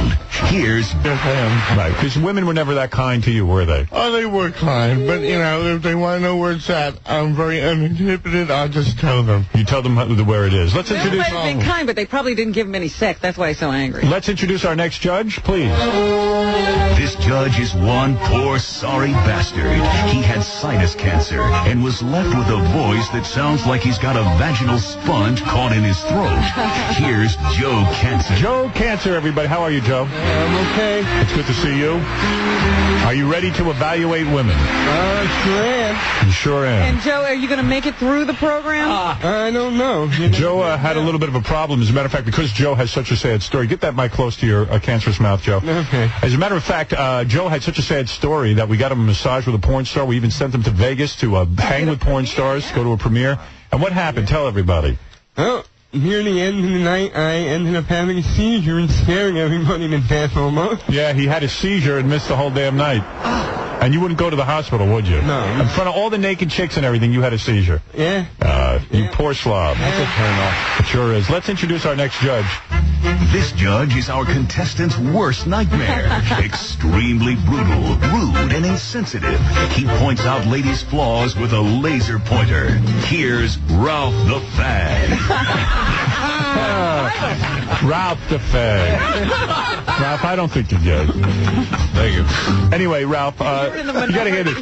First of all, Ralph comes in here today. He brings a big knapsack with him wherever he goes because he has to carry all this stuff. He has to be out for the day, so he carries everything with him. Yeah, so of course he forgot his laser pointer. It's usually right in there. Stupid. Somebody stole it. Right. Let's introduce our next judge. This judge is angry because he drives a limo all day, has a hairy back, and is a cop groupie. Ronnie the limo driver Mund. Oh, nice. All right, Ronnie the limo driver Mund, who's also angry at women. Never liked women why much. He's so angry. All right. He's just angry at them. Angry at everybody. All right. He's really angry. It's just a general category. He drives a limo, but he hates driving. He's angry. He's just angry at everything. I just want to sit and look out the window. He wishes he was a cop. All right. Anyway. Get that. Then he'd be an angry cop. Right. He'd be a dangerous cop. Yeah. Be shooting people. Right. Told you not to cross the street. Beating up on charges. All right. Let's get to the main event. What's going to happen here today? And I'm going to explain to the judges, and Dr. Calabro, of course, knows about all this. I've decided that there are certain women, if they had the gift of plastic surgery, they would become 10s. They would be beautiful women, and it would change their lives. Right. Judges, what I'm going to ask you to do is evaluate the women on a scale of 1 to 10. 1 meaning, you know what? This girl's such a pig. Why bother? Why bother helping this girl? That's a 1. A 10 means, you know what? She deserves this surgery because if she got it, she'd be really good looking and it would probably change her life. Does everybody understand? Yes, sir. Are there any questions? Yes, sir. No. And the highest point total wins? The highest point total, the 3 highest point totals will be our finalists, and then we'll choose from them. Okay, so let us get to it. Our first woman's name is Christina. Christina thinks she needs boobs and lipo. And here she comes. All right, Christina now, it says, thank you. Christina is wearing a bikini top. You can take your pants off? All right, take your pants off so we can see what's doing. Is that mic working? I couldn't hear her. Give me a check, honey. Oh. Check. Oh, there you are, baby. Okay, yeah, that's good. All right. Now, you are very heavy. It says here that you have a sad story as well, that your mom was a slut. Is that what you're saying? Yeah. What makes your mother a slut? And a drug addict? Yeah, she left me with a babysitter for a few years while she went out and partied. A few years? That's a good babysitter. Yeah. A bill. How do you find a babysitter to stay with you for a few years? Well, actually, she was on drugs, so she probably didn't know she was actually babysitting me. Oh, so the babysitter was on drugs, too. Yeah. Oh, and was your mom... What do you mean? Your mom just slept with a lot of guys? Is that what you consider a slut? You do? Yeah. All right, so... But you're a good girl. Now, the last time you saw your mom... I didn't say that. The last time you saw your mom, you tried to strangle your mom? No, she tried to strangle me. Why? Well, because I tried to get my sister out of the house because she's an alcoholic now. And when I tried to get my sister out, she tried to strangle me, so I wouldn't take her. Now, why do you think you need... Let's get to you, all right, and forget your sad story, okay? Because that's a mess. We can't do anything about that. You are overweight. Yes, I You know that. Yeah, I know. All right, and I don't think... You're not looking for lipo, are you? Yes, you are. What about a diet? I mean, seriously, Dr. Calabro, look at the size of her. Well, statistically, diets fail 98 to 99%. Is that right? Though all diets work the first 2 to 3 months. That's why there's so many different ones every year. That's right. Your body has its genetic weight. If you lipo this broad, though, I mean, she's still got to lose some weight, right? There's only so much, you can only suck so much fat out of a mountain. Well, I do a maxi suction. I would probably do her in 2 procedures and probably take a total of 6 gallons of fat from her. No kidding. You're saying she's not hopeless. Where would you take the fat? I would do a total thigh reduction right around the entire circumference of her thighs. Calf reduction. Yes. Don't forget the wrist. Can I pinch her? Yeah, take a look at that stomach. See, her waistline, I can get her waistline down about 4 inches. Really? Which then means I would have to do a buttock reduction, arm reduction, and maybe suck a little bit out from under the... You can do all that. Sure. Hey, you're a hell of a doctor. You can. Howard, I'm the biggest fat sucker in town. Now, let me ask you, Dr. Calabro, hold on a second. Christina, what about your breasts? They look kind of big to me. I can't imagine why you want to do them. What do you want to do to those, Christina? Because I was on a diet, and I did lose weight, but gain it back. And when I lost the weight, my boobs shrunk. Do you want to show those to me? Or are you uptight about it? We really need to see them. We need to see them. Yeah, I need to see them. I'm sure. We're all doctors here. They have horrible needs. We need to see them. For a second. Maybe it'll help. Let me see. Those are not that bad. Dr. Calabro, am I crazy? No, they're not. Does she need an implant? They need to be lifted. Yeah, definitely need to be lifted. They need to be lifted. Sometimes you can do that by just putting an implant in, which would then give her larger breasts. Now, I don't know if her figure could... Handle larger. Exactly. So, you're too kind, Doc. Let's go to some guys who are meaner than Dr. Calabro. I'm going to go first to Ralph. Ralph, what do you think of this girl? Is there a point where of no return? Is it worth helping this girl? I don't see how you could suck all that fat out. I mean, could you really get her down? Yeah. Last year I took over 1.5 tons of fat from people, and I've done that every year for the past 3 years. I might go to Dr. Calabro for my abdominal region. Dr. Calabro, no matter how much I run, no matter how much I diet or exercise, my stomach's just loose. That's right. Why is that? Loose could be the skin. Yes. It's loose because the fat's there and it's sagging the skin down, then I can remove that fat. Every month at my center, I do from 1 to 3 physical fitness trainers. No kidding. Who maybe teach 6 aerobics courses a day. If I get the fat sucked out of my stomach, how long before I can get back into the gym and work out? Before you can work out would probably be about a month. But you can walk. You can walk. Because it is a little sore afterward. It's like a muscle sore. It's like not having exercised a long period of time, and then you start a new program, you know how that... Ralph, are you saying that you feel that Christina, it is not worth operating on her? Would her skin be all saggy? Would you have to staple it closed? Well, she does have... No, I would do it through very tiny hidden incisions, half-inch incisions in the pubic region. Ralph, to have you know the procedure. Yeah, Ralph, no medical explanation required. Give me a scale 1 to 10, 1 being, hey, you know what, I'm not going to waste my time with this girl because she's never going to look that good. I was going to say a 3. A 3, okay. Let's go to Vin the retard. And what about her face? He said her face. I'm not being judged, honey. Well, the legs are pretty big, you know. It looks like a turkey. Turkey?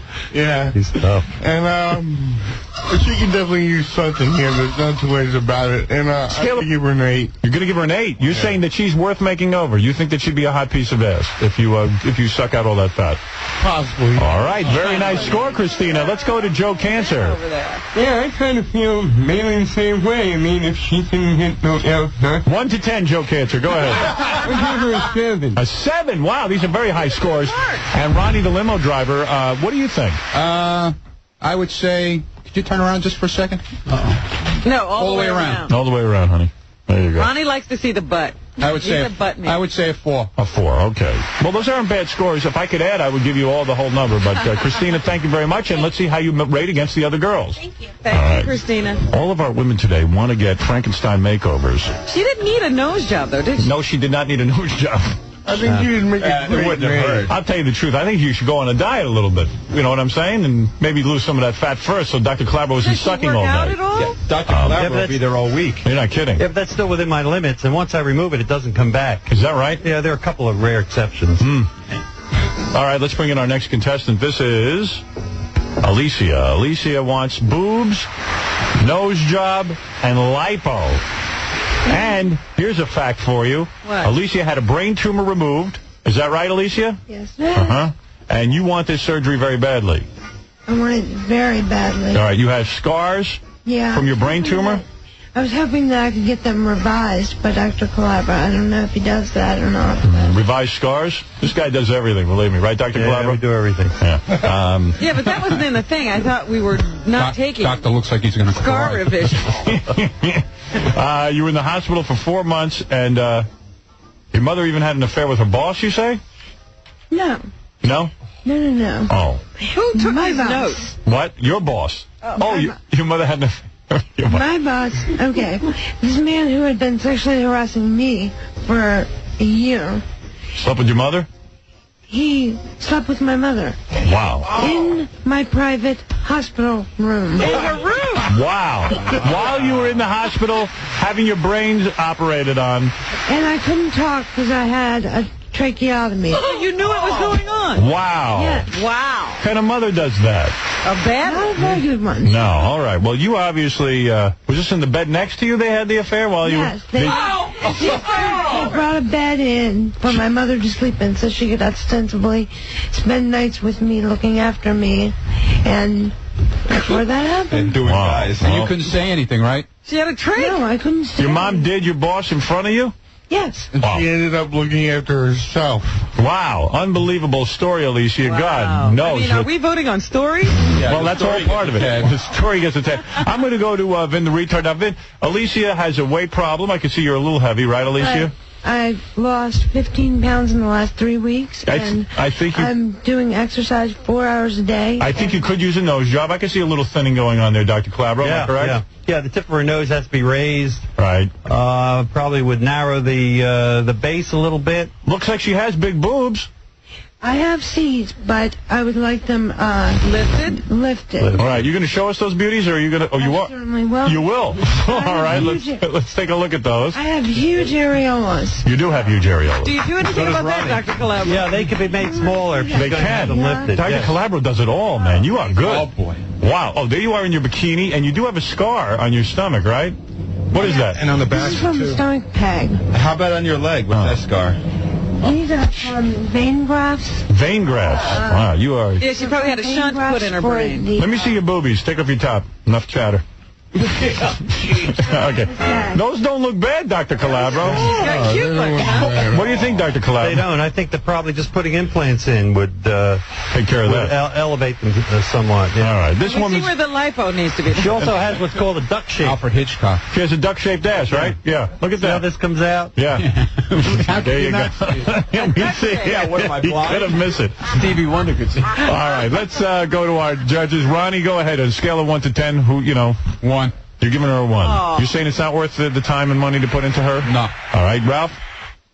You guys are so I'm going to have to agree. All right, a 1. Okay, that's okay. Let's go to 10, though. Great story. All right, we'll give her an extra point or 2 for that. All right, 3. All right, a 3. Good. And what about Joe Cancer? What do you give? You guys are brutal. Wait till we get to you, You bro. give her a 7.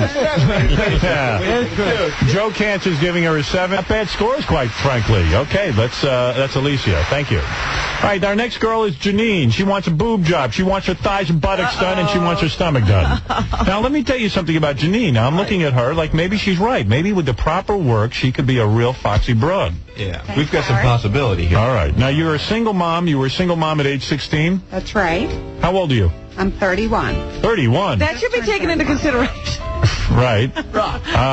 You were in a car accident? Yes. Okay. And what happened as a result of that? My car was totaled, and I have lower back injuries, and I just can't exercise to tone up the buttock area. I see. Let us see that. Take off your dress so we can see that.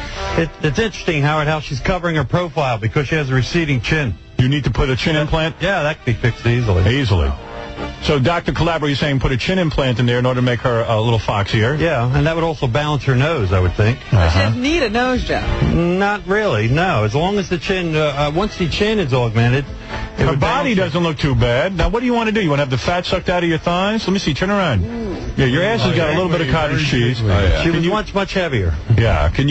She was once much heavier, you say? Yeah. Wow. Is that right? When I had my baby, I gained a lot of weight. Right. So, Dr. Calabro, you could fix her? Yeah, I believe sure. Does that tighten up, I can fix everybody. Will that tighten up? Doctor, got enough money, no, her skin won't tighten up. Yeah, but I don't think it's going to be any looser than it is. At one time, she was much heavier than this. How much looser could it get? Right. I would say. Come on, How much did you gain during pregnancy? I gained 50 pounds. 50 pounds. What about your boobies? And you want to do your boobies? Yeah. All right, let me see those. Well, she'd have a great result just looking at her without even seeing them. Really? She would have a great result on her boobies? Oh, yeah. Miracle bra. Let me see. Create miracle. All right, let me see. Hey, those boobies, you're practically flat-chested, right? You're like an A-cup or something. A miracle bra. Yeah, she needs a little help in that area. Let me see. It's a miracle. You need a bra. Yeah, you got nothing. No. You got less than I do. I got more than you. Gary's. Now, can you do anything with a broad like that? Oh, yeah. Yeah? Yeah, they probably have to be put under the muscle because she doesn't have enough breast tissue. But I think she'd have a nice result. Really? When I was pregnant, they were up to a C cup. All right. Well, she really does need help. And you know what? She'd be a lot foxier with all this work. Let's go right to Joe Cancer. On a scale of 1 to 10, us helping the highest number, would you like to see her get help? Oh, yeah. She's a 10. She's a 10. You think that she could be converted into a beautiful woman. All right. Ralph, what do you say? I'm just worried about, like, if she got the lipo in the legs, that the ass would still be jiggly. But it might help her. I give her, like, a 7. A 7, okay. You think that she could be turned into a foxy broad? Yeah, well, somewhat. I mean, she's still going to be a little off, but it might help. All right. The breast definitely could use it. Ronnie, go ahead. I don't know. She's in pretty... She'd be pretty good looking, I think. If you fixed her up. So what do you give her? I give her a 6. That's not a bad score. What about Vin the Retard? She definitely needs some fixing. She definitely needs some boobs. No two ways about it. She looks like a Biafran. I can't believe it. Yeah. I think, but this is. Give me a number, Vin. You need to work on her. I'll give her a 10. A 10? Wow. Okay. Hey, Doc. Can I show you something, Howard? Yeah. Show me, yes. Can you make her head any smaller? What are you going to show me? You are completely shaved. Oh, is that a scar by your private area? Oh, what is that, a bunny? A little bunny. Looks like a scar. What is that, a tattoo? No, it's from tanning. I see. Very nice. Abro, okay, so you're saying you could help her. Okay, let's go to our next contestant. Howard, I have a fact for you about our next contestant. A little-known fact. Yes. You know that she is from the farthest away of anybody in the pageant. She came all the way from St. Paul, Minnesota. Wow, Jane is here. She's a very tall, slender woman. Jane, you're looking for a boob job. I see you're rather flat. And you're saying your nose looks fine to me. No, she's got a little droop there, Howard. What is that, honey? Look at the profile. Dr. Calabro, does she need a nose job? Yeah, well, she does have a droop. The tip has to be raised, and the hump has to be narrowed? Be de-accented a little bit. Really? And what about, is there more of your body we can see? Sure. It's very difficult. She wanted boobs? Is that what you said? Yeah. Oh, wow. Look, she's got a great body, but take your dress off, please. She's got a great body. Now, you see, this is what I'm talking about. This girl could be improved a little bit. Yeah. You have to fix her hair. Now we're talking. Yeah, now here you go. Dr. Calabro do hair? Do hair. Calabro, can you fix her hair? No, I can't. Now, let me see your boobies that you think they're so bad. They look great to me. They're fine. Yeah, let me see what's going on that you think it's so bad. Those are nice. She just wants bigger ones. Let's see. Are those implants? They are definitely implants. Yeah, I see. They need to be fixed a little. They got some ridges in them. Yeah, they got little bags underneath it. Dr. Calabro, does she need some more work on those boobies? Yeah, I would think that she would probably need them placed under the muscle, not on top. She has rippling. I see. And her ass looks pretty good. She doesn't need any lipo. No. Let's see the well, let's see. I would say that. It's got a little, go ahead. Okay. Go ahead.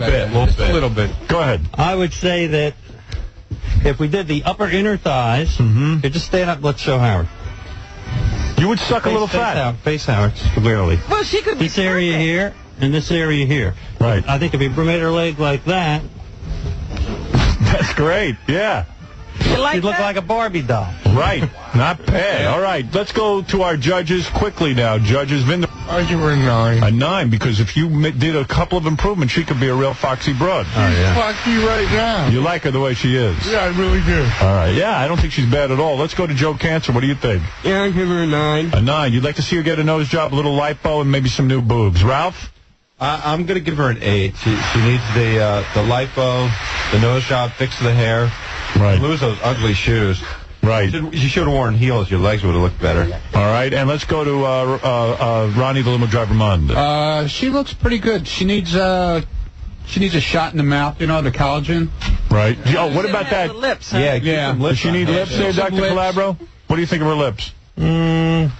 Possibly just a little bit. Enlarging the upper lip a little. Yeah, okay. Yeah, go ahead. And I would give her an 8. An 8, okay. Very good, Jane. Thank you very much. All the girls are doing very well. Let's go to Cindy, who says she needs a boob job desperately. Little Cindy, step up. Oy vey, let me see you. You look like a young child. How old are you? 19. 19 years old. The kids made fun of you at school. Why? Because I have small boobs. Because you have small boobs. Oh, okay. You dropped out of high school because of it? Yeah. Aww. And you're unemployed? Yeah. You don't look bad. You got a bathing suit or something on that I could look at your body? Let me see. Let me see what you look like. Now, now, beside boobs, is there anything you could do for her, Dr. Calabro? Well, I think she needs a slight chin augmentation. Yeah, she could use a bigger chin. What about me, Dr. Calabro? You think I need a chin augmentation? Well, I would never fool with perfection. Oh, thank you, Dr. Calabro. That's the right answer. You never saw a mess like me. Chicks need this more than guys anyway. Now, I would lipo that belly a little bit. What do you think, Dr. Calabro? Oh, yeah. Just tweak her a little bit. Yep. Yeah. Do that. Got a good pound. And maybe give her a little bit more definition in her waist. Hey, give her a waist. Huh? She's a nice, thin, young-looking girl and everything. Can we see the butt? Let me see your butt. Turn around. But pull your suit up a little so I can see your ass. No, like tighten it. Like pull it. No, make it string big. Make it a string. Let me see. Let me see. There you go. Yeah, I would suck a little fat out of that ass. What do you think, Dr. Calabro? It's not bad, though. I don't know. No, it's okay. I think if we took some from the abdomen, we'd have to take a tiny bit from right to balance her out. All right, and let me see that. Now, where's your boobies? Your boobies look fine for a girl your size. Are they really that small? They're big. They're a B? Yeah. You want to be bigger. All right. The top. Let me see your boobies. Do you mind? Let me see. Pull them up. Let me take a look at those. Let me see those. You sure she's not? Yeah. Oh, yeah, she needs help. You're no B. Take your hands away. She's an A. Oh, you're no B. Honey, you're no B. Yeah, okay, I see why the kids made fun. Put that thing back on. I don't look at that. Boy, those tops really hide a lot. They sure do. They're making great bikini tops. On a scale of 1 to 10, 10 means, hey, man, if we took this girl, gave her some boobs, sucked out a little fat, she might be a really hot chick. Well, I don't think so. When she came in, she cured my hiccups. She's not. Is she not worth curing? I think she's pretty. So I got to give her a 2. A 2, okay. Not worth the operation. Go ahead, Joe Cancer. I give her a 7. A 7? You think she needs the operation? She could use it. Ralph? I'm going to give her a 7 also. Yeah? Really? But you know what? Yeah, because I think if you give her a nose job, fix the chin, the stomach, and also her teeth really need to be fixed. Well, she also has a crowded lip, and when she smiles, a lot of her gum shows. Well, how can you get rid of that, Dr. Clown? Well, you can improve it. How do you improve that? By cutting the frenulum inside the mouth, that little piece of skin that holds the tongue down. Yeah? You release that, and it makes the lip drop down a little bit. Wow. No kidding. You can fix that. Yeah. But you have to cut the tongue. No. The frenulum. That little piece of skin. The piece of skin behind your upper lip. Yeah, that thing. Oh. That doesn't sound like fun. It don't sound like a party, is it? Well, it's rather simple procedure. Is it? Okay. And what about you, Ronnie, the limo driver mom? She's real cute. I think the nose job would do her good. She needs something done with her eyes. Does she need a nose job, Dr. Calabro? Well, I think perhaps take that hump down a little bit. Oh, nice. And she also has a tonic chin. Retarded chin. Retarded. See how it hangs down a little bit? Yes. That should be straight. So I removed some tissue from here, and I'd also augment the chin a little bit. Yeah, it's like a witch's chin, right? Witch's chin. Witch's chin. Thank you. All right. And Ronnie's asking about the eyes. I think the eyes need to be done also. What about lifting her eyes of some She's kind? got a little fat pocket. She smiles with it. That's not really fat. Those are muscles. Yeah, but she has. It looks like she's got bags under her eyes. She smiles with her eyes, so she has very well developed orbicularis muscles. Can you the muscles cut around the muscles? What can you do? They cut thin laser that, right? right? Laser? They can be thinned out. Well, we can use the laser. This girl might turn into a fox when we get She done would with her. definitely be a fox. She needs her teeth fixed also. Oh, that's a whole nother Let her hair job. grow a little longer and get it out from behind her ears and let it come down a little bit. All right, give her a number, Ronnie. I give her an 8. An 8. Okay, Cindy, very nice job. Cindy, Okay, I would thank do you. those teeth first, because those are a turn off. Look at who's talking about teeth. Yeah. All right, let's go to Diane now. Now, Diane is an attractive woman. Now, maybe with a little more work, she could be a 10. That's a man, baby. Diane, how old are you? I'm 27. 27 years old. You married? Yes. You are. Okay. You want boobs and lipo. What is it? You can't lose the weight? I've been trying. I can't get the rest off. I see. And you had 6 deaths in the family in the past year. Your mom and dad died? And my grandparents and my father-in-law. Right. So you've been very depressed. That's not going to do you any good here. Very tough. And you hate your body. Is that correct? All right. Let's take a look. Give us a clue as to what's doing under that dress. Sure you want to see this? Yeah. We want to see it. It's not that bad. I mean, if Dr. Calabro sucked a little fat out of the abdomen, you've had children, obviously? Yes. I can see that. It's very loose. What would you suggest, a tummy tuck or just a lipo over there, Dr. Calabro? Well, let's see. What I would suggest, if I can draw a little plan, here's how I do it in Philadelphia. All right, you'd suck the fat out of the legs, the inner thigh. Inner thighs. Go ahead. I would probably do the knees. Do the knees, yes. Knees carrying a little bit of fat. What about the thigh? Now, are you pregnant now? No. Tiny bit here. You'd suck the fat out of the side. You'd suck the fat out of it. What about the ass? And I would probably go on to the lower part of the buttock. How long would it take you to suck the fat out of this girl? 3 days. It would take me about an hour and a half. Hour and a half. And what about the abdomen? It's a big mess over there. Yeah, well, I would do her abdomen and midriff. The midriff is an area that can enlarge later on in life. I probably would bring in her waistline too. You would. You pull it in like that. Much nicer. And what about the chest? Do you want breasts also? Yeah. What's going on? Sure you want to see? Yeah, let me see them. Hey, Doc, how about Let me see. Let me see. Go ahead. You had. I think under her neck. This has to be brought back up. Yeah, get rid of the fat under the neck. She's got a. Oh, well, I would tighten the muscles. She's got a cute face. Yeah. I would tighten the muscles, and once you tighten the muscles make a there. difference? When he pulls up that. I think if you're going to do the work, you might as well start with a cute face. Let me see your boobies. Sure. Let me see. Yeah, go ahead. Don't worry about it. Don't be embarrassed. We're all doctors here. Now you I need a 10 for this. How old are you? How old are you? I'm only 27 years old. What happened? After you had the baby, they kind of... This was like I was born with this. Really? And then Dr. Calabro, can you... I breastfed both of my children, and Yeah, you need help. Yeah, these are difficult breasts. Come on. These are difficult? Yeah, Why? these are tubular breasts. She would probably need them lifted and then an implant. Wow, lift and implant. Yeah. Big job. No. Please, cover them up. Yeah. All right, listen, it happens to the best of us. Wow. You see me naked, you throw up too. All right, let's go to Ralph since you're so vocal on this one. Is it worth even doing this? She's completely covered in marker. I don't see it happening. All right. Well, Dr. Calabro. Ralph, I do large volume. I don't know. Give her a number. I'm going to have to give her a 4. All right, Ronnie, limo driver, go ahead. Turn around, please. See that ass? Yeah. I don't think she'd be bad if she got everything worked on. Dr. Calabro, how many gallons are we talking about on her? Well, in her, I would probably take about a gallon and a half. And I bet you'd make a big difference. But go ahead, Ronnie. Great face. She'd really look good if she had all of this done. Thank you. I would say... But the breasts, Ronnie, they might be a problem. But Dr. Calabro says he can do it. Can you fix them? Yeah. Well, it would be a larger procedure. But it can be done? It can be improved. See, he's saying they're not going to be great. Yeah. They could be okay. They'll be So okay. she still won't be a 10. Better than what they are. They won't be so frightening. When you got done with her, what would she be like? Would you say a 10? A 9? A 9. A 9? All right, go ahead, Ronnie. I'm going to give her a 9. Okay, a 9. Very high score. Go ahead, Joe Cancer. What do you give her? Well, and she's married, and I mean, so I think a 5. A 5. What's the difference? Her husband... I don't know. She's not available anyway, so who cares? All right, Vin the retard, go ahead. Give her a number. I'll go with a 5, too. A 5, okay. Very good, Diane. Not bad scores at all. Let's see next, Sydney. Sydney says she needs lipo. She needs a nose job. She needs a tattoo removed.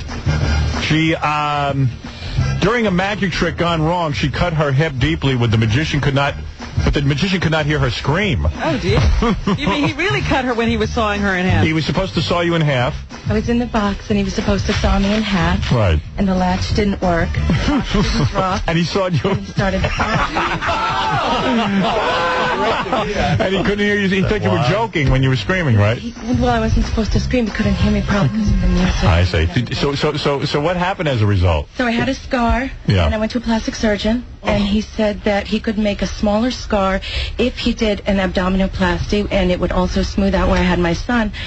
So I did that, and it fixed the scar, but it left another scar, and then I was all scared. I couldn't do my job anymore. I lost my job. I gained a lot. Your job was doing magic tricks? Yeah.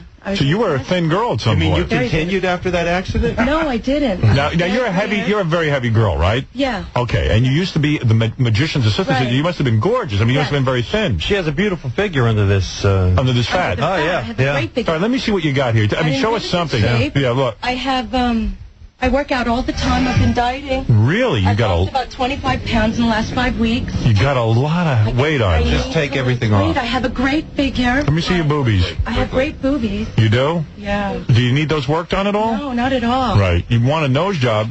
Well, take the bra off. Who can tell? Wow. Give a girl a chance. I think you could use a little work on those. Yeah, definitely. Those need to be rounded out. Dr. Calabro, what do you think of the breasts? They're floppy. Well, I think that since she has larger hips, she can use larger breasts. Right. So you'd have to suck out 80 gallons of fat, right? She'd be a 2-procedure case, but it can be done. It can be done. Yeah. You could make her thinner. Beautiful. I don't understand this. So what about dieting? I am on a diet, but I think you should lose a little of the weight. Michelangelo always said that the beautiful statue was in the stone. He just took away the excess. That's what I do. Really? Right, exactly. I have a great figure. My waist is small. I can't imagine she's going to look that different. You're telling me she would look that different, huh? Let's see the ass, please. 2 procedures. Let me see that ass again. It's as big as a brick. Look at it. Look at the size of that thing. A very heavy-set girl. Okay, let's go to our judges. What do you think of this? Do you think she needs a nose job? I don't think so. She's on the borderline. On the borderline. On the borderline, but she would need some under the neck and maybe on the jowl area so that some liposuction so that we can augment her cheekbones that way. What is that, Sydney? I said I am dieting. If I got... Yeah, honey, maybe you ought to get your diet for a while. I am on a Howard? diet. Yeah. I just noticed, how come your tattoo on your breast says, I love you, Mommy? Because my mother passed away. I had a feeling. I love you, Mommy, it says? Yeah. Oh, that's a turnoff. Yeah, Well, that's what I want to get that removed, too. I want to get my tattoo removed. And I want to get this tattoo removed. You don't need that. That's at least your problems. Let's go to Vin. I don't think there's much work to be done. I don't think you can do much. I have to give her a 2. All right, she's not worth working on. All right, Joe Cancer, what do you say? I think that she has a chance. I give her an 8. An 8? Yeah. Wow, you saying it's worth... I like her. You likes her? I think it's fantastic. Ralph, go ahead. I'm going to give her a 3 because I just think she's lazy. She could just do some jogging. Stop You should jog.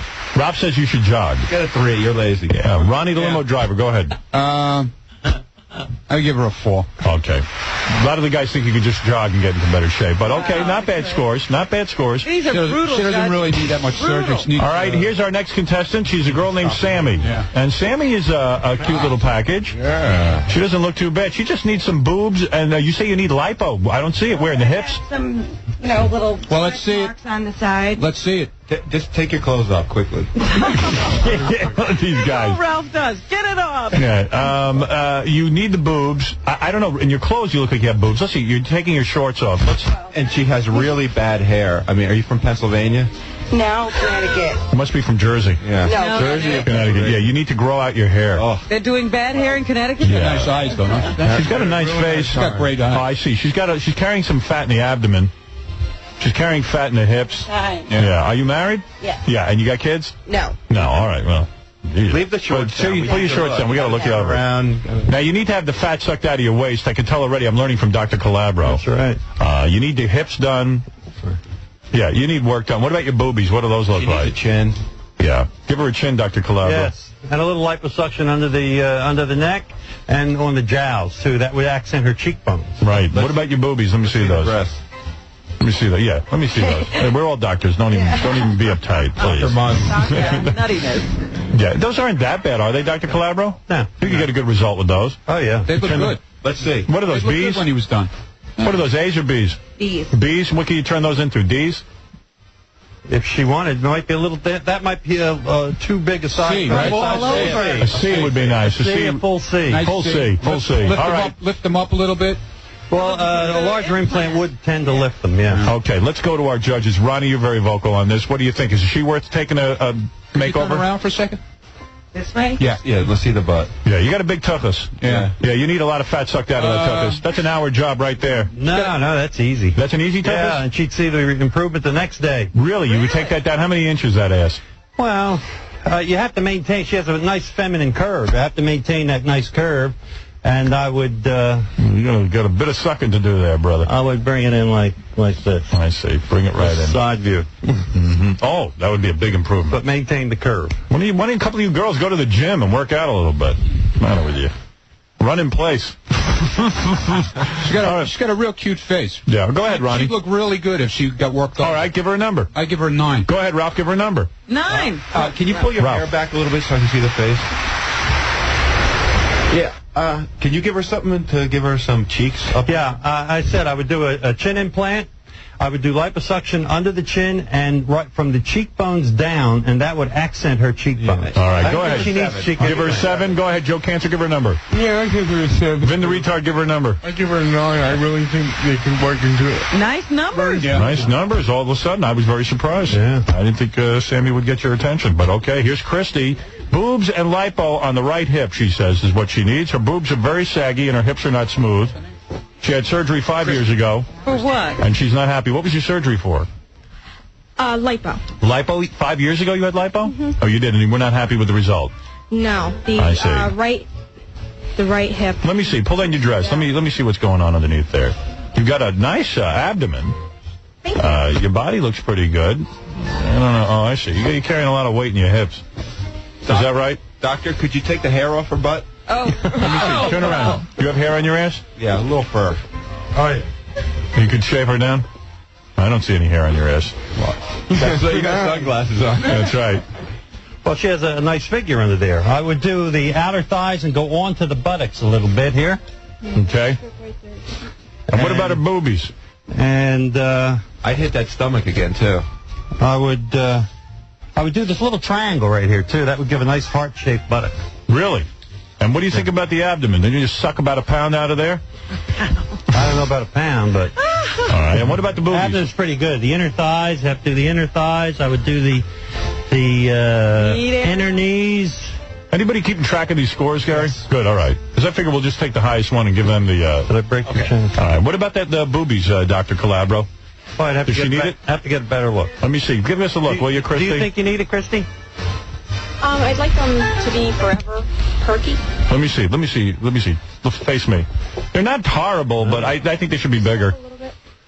I think they should be bigger, too. Yeah. What do you guys think? Dr. Calabro? Yeah, I think they can be a little bit bigger. If I were to do that, then I would narrow her waist a little bit to accent her hips, and this would then balance her figure. Wow. You're a genius. All right, let's go to our judge. You always had good judgment, Howard. Well, you really are, Dr. Calabro. I mean, how long have you been doing this stuff? Oh, I've been doing it for years. Really? 20 years. Man, you sound like you know what you're talking about. All right, judges. I wish I could turn every woman into a makeover. But go ahead, judges. Ronnie, go ahead. I think she's pretty cute. Give her a number. I think that she could do it on her own, pretty much. Working out. So give her a number. I give her a 2. A 2. He's saying you can do it on your own. You don't even need a surgeon. Ralph, do you agree? Well, with the number, but for a different reason. I don't think her face is that great. I don't think it'll help. Well, the face could be helped. How can you help her face? Well, I think she needs a small chin implant. I would do liposuction here and here. Her corners of her mouth kind of turned down a little bit. Can you cut the muscles in her forehead? Because she, frowns a lot. She gets, and her eyes bug I don't know. We'll blame the lighting. Let me ask you something, Dr. Calabro. You're saying she frowns a lot? You can fix that? Well, see, the corners of her mouth go down. So how can you fix that? Well, you can implant fat there to raise the corners up. Really? Make her look like she's smiling a little more? Well, not smiling, but in a neutral position. And she won't look like the Joker if you do that? And not down. Okay. All right, and who else did we have to get numbers from? Joe Cancer, did you give her a number? I'll give her a 6. A 6, very nice. And what about you? I'll give her a 6 also. A 6 also. All right, not bad scores there either. Let's go to Jasmine. Jasmine wants boobs, wants lipo, wants a butt lift. She's 23 years old with Hodgkin's disease. What? What? Oh. She wears a wig and feels self-conscious. That's a wig you're wearing? Yeah. Why? Because you have Hodgkin's disease? Yeah. Is that contagious? No. All right, I'll throw you right out of here. She said, what, you had No, I'm in remission. I'm done. Okay, you look kind of cute. Are you bald under that wig? Well, it's growing in. Oh, it is, because you had some cancer-type treatment? Yeah, I had chemotherapy. You don't look bad at all. Now, what do you say you want? Lipo? You look thin from all the chemo. I look great in clothes, but when I take it off, it's just that the chemotherapy... Let me comment on your face. Doctor, I see a nose job. I'd like to thin that nose right down, don't you think? And elevate the tip a little bit. You're not kidding. Let's see the nose. Turn to the side. Turn to the side. Cute, though. She's cute, but she'd be a lot cuter with a nice, thinner, more feminine nose. I think it fits her face. I think you're wrong. All right. I think I'm right. I think Dr. Calabro agrees with me. I think the tip has to be elevated. I think you're right, Howard. Thank you, Dr. Calabro. I'm an aficionado on noses. Trust me. Let me see. Pull off your dress and let's take a look at this body because it doesn't look that bad. Maybe you can see the gut, though, under the dress. Right. I think we're going to see a belly. Oh, not bad. Don't suck in, because we need to... Yeah, we need to evaluate. You need the real deal, huh, Ron? That's right. Screw yourself. All right, take off your dress. She was heavier at one time, too. She was. Yes. Yes, I was. But Dr. Calabro knows. Can't hide from him. Turn around. Let me take a look at your butt. Sorry. Let me see that butt. The butt's not horrible. Not horrible, but she needs work. She's looking a little, her waist is too straight. A little loose. Too straight? Yeah, she has no curve in her. There's no curve to her waist. She needs the fat sucked out. Yeah. Up around her butt. Let me see your boobs. Okay. All right, let me see those. Are you nervous showing them? Yes. All right, I don't blame you. It looks like there might be a... Yeah, those are a mess. Yeah, those need help. Right, Dr. Calabro? Yeah. A lot of help. She's lost a sizable amount of weight, too. Yeah. We might have a little problem with some looseness here. She might need an inner thigh lift. Wow. Sounds Sounds like Jasmine needs a lot of work, guys. She's cute, though. Yeah, she is cute. She could be a lot cuter with all the work done. Yeah. But then what if she's going to die from the Hodgkin's? It's all waste. Oh, I'm not going to die. You're not? You're going to live? Yes. You sure? You got a clean bill of health? I got to listen to your show. Oh, well. That's a reason to live. You sure you're not going to die on us? No. All right. Well, boys, go ahead. She says she's not going to die. Fix her teeth a little bit on the right there. She's got like a recessed tooth. He's not a dentist. We'll take her to one. Should you send her to a dentist? All right, let's go to Ralph. Go ahead. On a scale of 1 to 10, 10 meaning, hey, you know what? If we give her an operation, she's going to look great. I'm going to give her a 9 because I think she could really look good. Okay. Ronnie? I give her an 8. Okay, and Joe Cancer? Yeah, I give her a 10. A 10? Yeah. And Vin the Retard? Wow. Big scores. Big scores. I never would have guessed this, Robin. Dude, why not? You don't think so? No. I would have given her a 4. Really? Yeah. Okay, it's a waste of time. Oh. I say Hodgkin's. Because of the cancer? Why take a chance on someone with cancer? You talk about us being brutal. I'm very brutal. How long do you want to be with Why I'm not a judge. I was not surprised at Vinny's score since he's had cancer. I mean, not Vinny. Joe Cancer? Joe Cancer. Yeah. He was voting for the cancer. Even though Dr. Calabro's impartial, Howard, he agrees with you. You do agree with me. Is that right? I do. Makes him nervous. But I'll tell you, she's a very pretty girl. No question about it. Yeah. And even with the wig, I can't even tell that's a wig. Marv Albert ought to talk to you. Some of those other girls should throw some wigs on. Cleared by her doctor. That's right. You might not be cleared by the doctor, right? Seriously. That's right. You are cleared by your doctor? To have surgery? Is that right? I've been done. I just had my CAT scans, and they were clear. They are clear. Yep. Yeah, but to be cleared for an elective procedure might be another story. Yeah. You might have to check. So that means she might be disqualified. Any surgery is a stress on the immune system. It is. So you got to check all that I out. asked my doctor. He didn't say there was a problem with it. We'd need that in writing. You would. Okay. He's got to be careful, you know. I don't think Dr. Calabro. Dr. Calabro don't need that much hassle. Yeah, he's trying to get rid of her. I'm the biggest target in society anyway. That's right. Anytime you do elective surgery, right? Yeah. That's right. All right. Let's go to Rosemary, who wants her boobs done. She wants lipo from her... Oh, my goodness. Rosemary, you're a very heavy-set woman, aren't you? Yes. Yeah, I mean, wow. Dr. Calabro, she's very heavy. Forget it. Let me. I give her a 1. You give her a 1? Ralph? 1. Joe Cancer? I give her a 6. A 6? You think it's worth it? Joe Cancer thinks everything is worth it. Everybody's got a 7 or 8 to him. Vin the Retard, what do you say? I mean, is there a point in operating? I mean, she's got tons of fat. I can get her waist down. I can get her waist down 6 to 7 inches. Really? In how many years? Still not enough, man. In 6 weeks. Really? Still not enough, pal. And what do you want? Your She boobs may need done? a tummy tuck afterward. May. Look, it's hanging down to her knees. Well, I have a special instrument that I could use on her that will shrink that skin back up. Yeah, So do I. I'm a Stop feeding her. Stop feeding her. Wow. What about your boobs? They're beautiful. What's the problem there? You want more big? You want bigger? Let's see them real quick. Firmer. Let me see those. Maybe I'll get you some points. Those are nice. Amaze me. You want to see every set of boobs. It doesn't matter. Robin, no tour of life. I think those are nice. What do you think, Dr. Calabro? I think they're nice. What?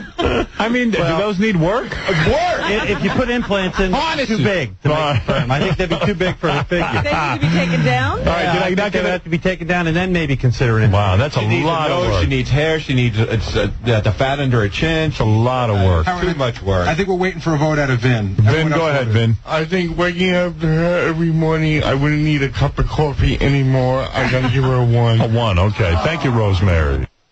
Contestant is Croy. She's been on our show many times. Croy! Yeah, she has a bit of a problem, but she's very... Oh, here she is.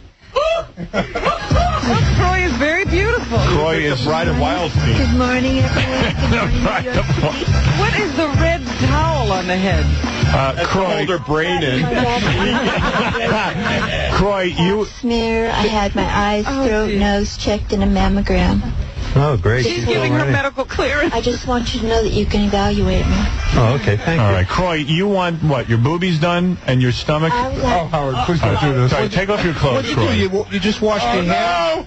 No! Is she completely naked on Croy, the Croy, take off your clothes so the doctor can evaluate you. Go ahead. Don't be shy.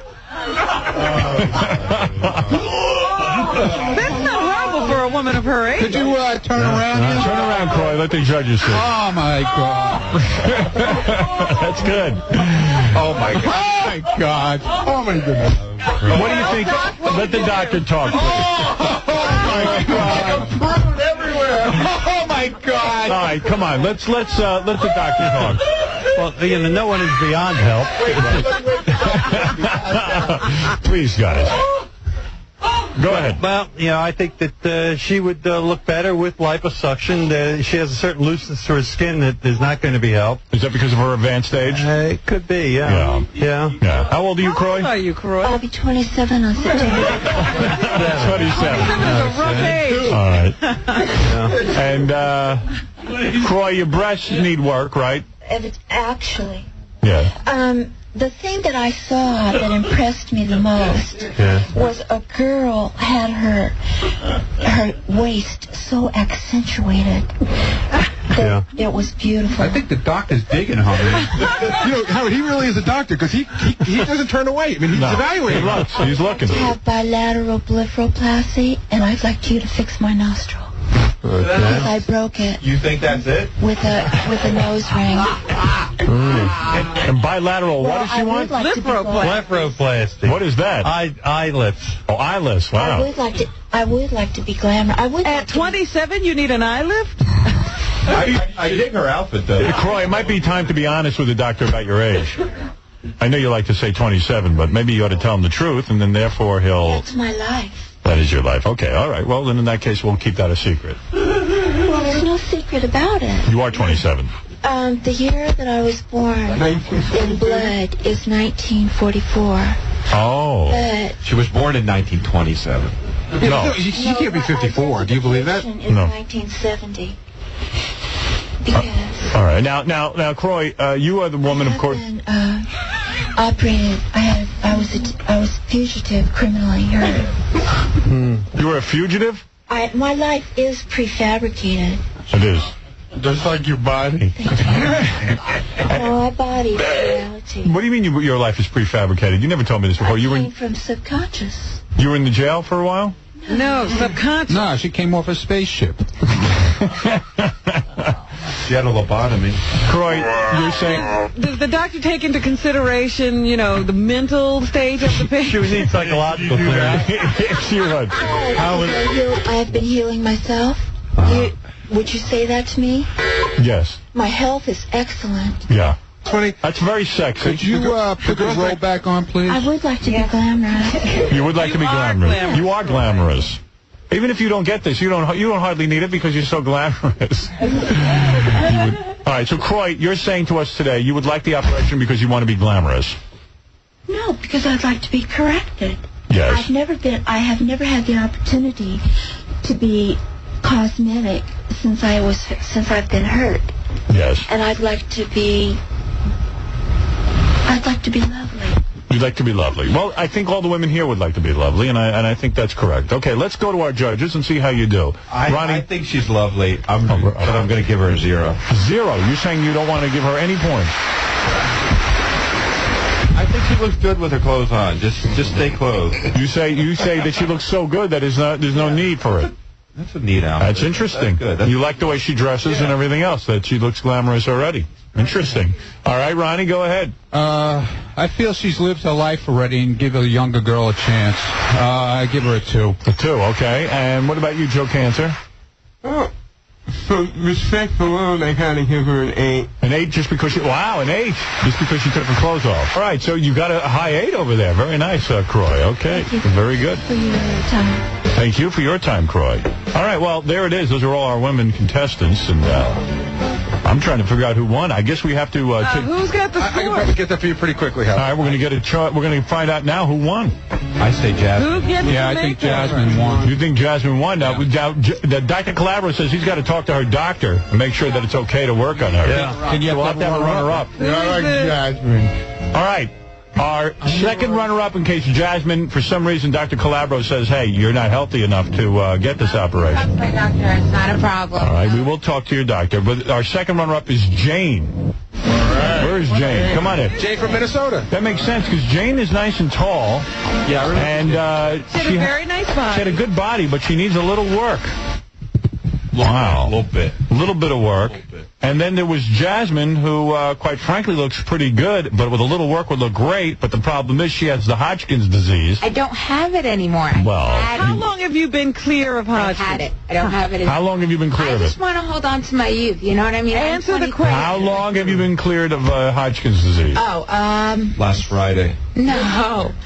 Since April. Since That's April. Not good enough. Yeah, because it comes back, Howard. I know somebody who's had it twice. It comes back a Dr. lot. Calabro's already nervous. That's what I'm saying. Talk to my doctor. All right, we'll have him talk to your doctor. No problem. If there's any reason, Dr. Calabro, you don't feel comfortable doing that because you have to be responsible medically, then we'll turn to Jane over there, who would get the boob job, and what else did we say we do to her? The nose job. And fix her hair. And we have to send you to a beautician And the to mouth. fix that hair. Oh yeah, and maybe let's give her the complete thing so she looks really give her the great. lips. Definitely give it a lips. Yeah. That hair, that color. What color is that? Yeah, and Jasmine, Dr. Calabro, I see he's already nervous. Isn't that right, Dr. Calabro? A little bit. Yeah, because that is a serious illness. Yeah, that's not a remission from April. No, it's not. I mean, it could be. Hope it. No, Let's hope it is. No, they really need time for that one. Clear. I mean, if my doctor says it's okay, then I don't think. Well, also Dr. Calabro's He got to has be to willing. do the operation, though. You don't. Yeah, that's right. So you guys will have to confer with one another. I'd love to see you get the operation because I think you'd look good.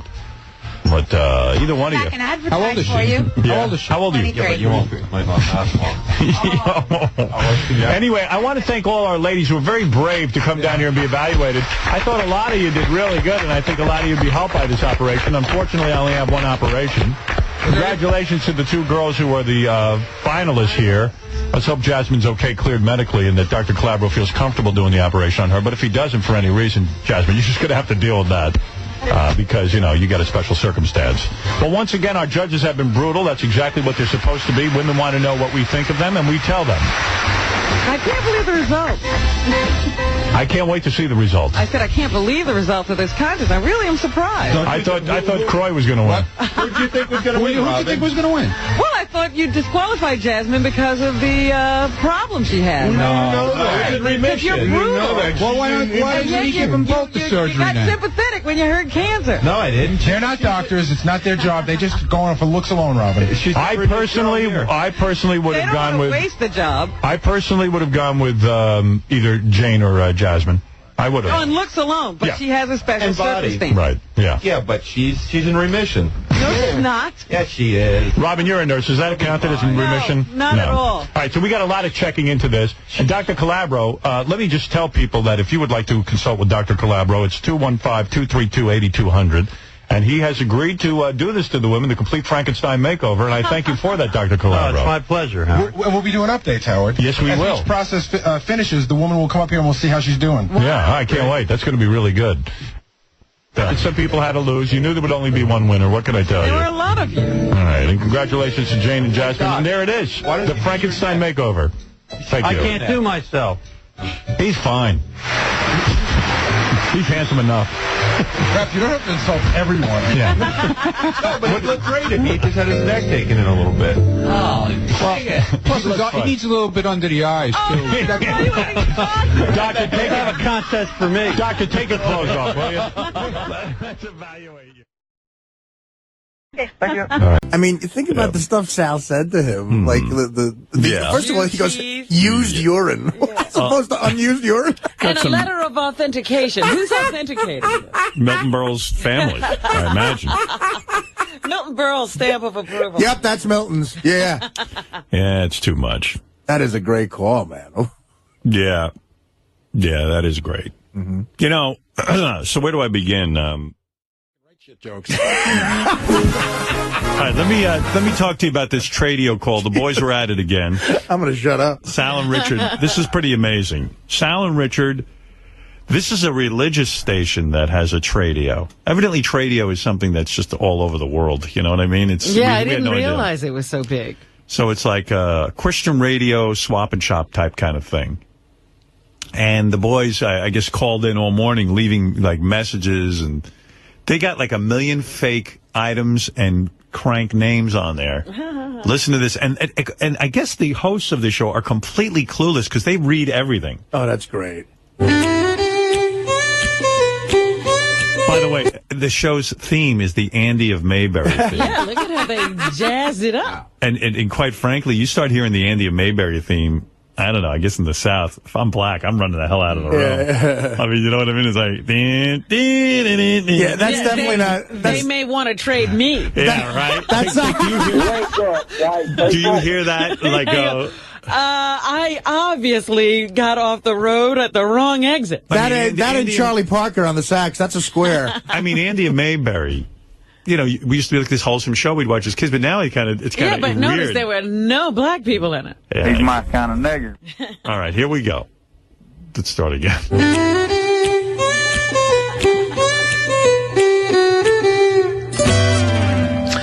And a good Friday afternoon to you. Yes. To you? Wet Friday. Yeah, it's wet, and I don't know if we really expected this much rain, but a lot of birthdays on the birthday list today. Our hats off to Curly Pubes from his brother Jeff is turning 50 today. Then also Eaton Beaver, who is 55 years old today. All right, and we're going to go to swap shop items now. Here is for sale a Jack Off brand used tire jack, $35. Ask for Mike Roch at 3491. Here is for sale several shrimp sauce saucers with 6 sections of sweet and sour summer sauce. Stop by 776 South 2nd Street. Call Skip at 8765. Here is one Fay Gala chocolate making kit. Includes 4 molds and 2 fudge packers. It's portable, so you can pack fudge indoors and outdoors with all your friends. Designed by Chef Mike Morales. Call after 5 p.m. Ask for Reverend Fred Norris at 58-7. And that concludes swap shop items. Got a lot of it. I like that.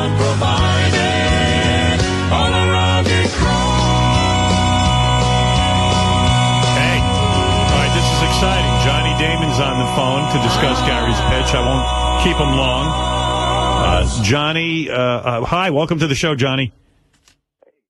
So it's leave off the extra S for sanity? Do you want to hear do you guys want to hear the Tradio call? Go ahead. I did promise I would play it. Sal and Richard called into the Christian station Tradio show.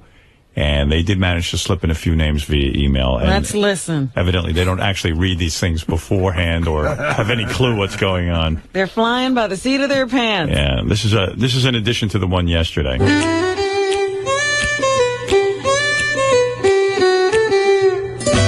Is that the new one? Is that the new one? Because it's the Andy Griffith music again. I think it is the new one, Howard. It is? It was the same group? I think I remember when you played this off the air. It's a new one. Okay. Guys, you say dark gray. It's white, isn't it? I hate those guys back there. We're always having these arguments about color. You fucking... I'm sorry. What's the matter with you? Please, could you get it together? Thank you. It screws me up every day. And with that familiar theme, we do welcome you to a Wednesday's edition of Swap Shop. Well, we've got birthdays. Oh, well, let's do that. Today is a very special birthday for Mike Roch. Hope I'm saying that right. He is 98 years young today. Ooh, boy, standing ovation. Wow. Mike, happy birthday to you. Mike Roch. Yeah, I do hope and pray. Wow, 98. Yeah. So, salutes. Yeah. Then also today, one more birthday here. Right. Sharon Cox is having a birthday today and her son. Well, happy birthday, Sharon. I want to say happy birthday wish to Phil Collards. 85. God Phil bless you. Yeah, I hope you have a great day. Phil who? I didn't get Fake that one. collards? I don't know. Phil Fake Collards. Huh? I don't get that one. Fake collar, maybe? Where's Jackie Martling when you need Fake him? collars? Phil Fake collars. No, that ain't Phil, fun. Fake What were callers, you going yes. for there, Sal? Filthy collards. Oh, Filthy Collards. A racist joke. Wow. So what did the guy say? Fake collars. Filthy collards. Let me hear. Wait. And that will conclude. 5. I want to say happy birthday wish to Phil Collards.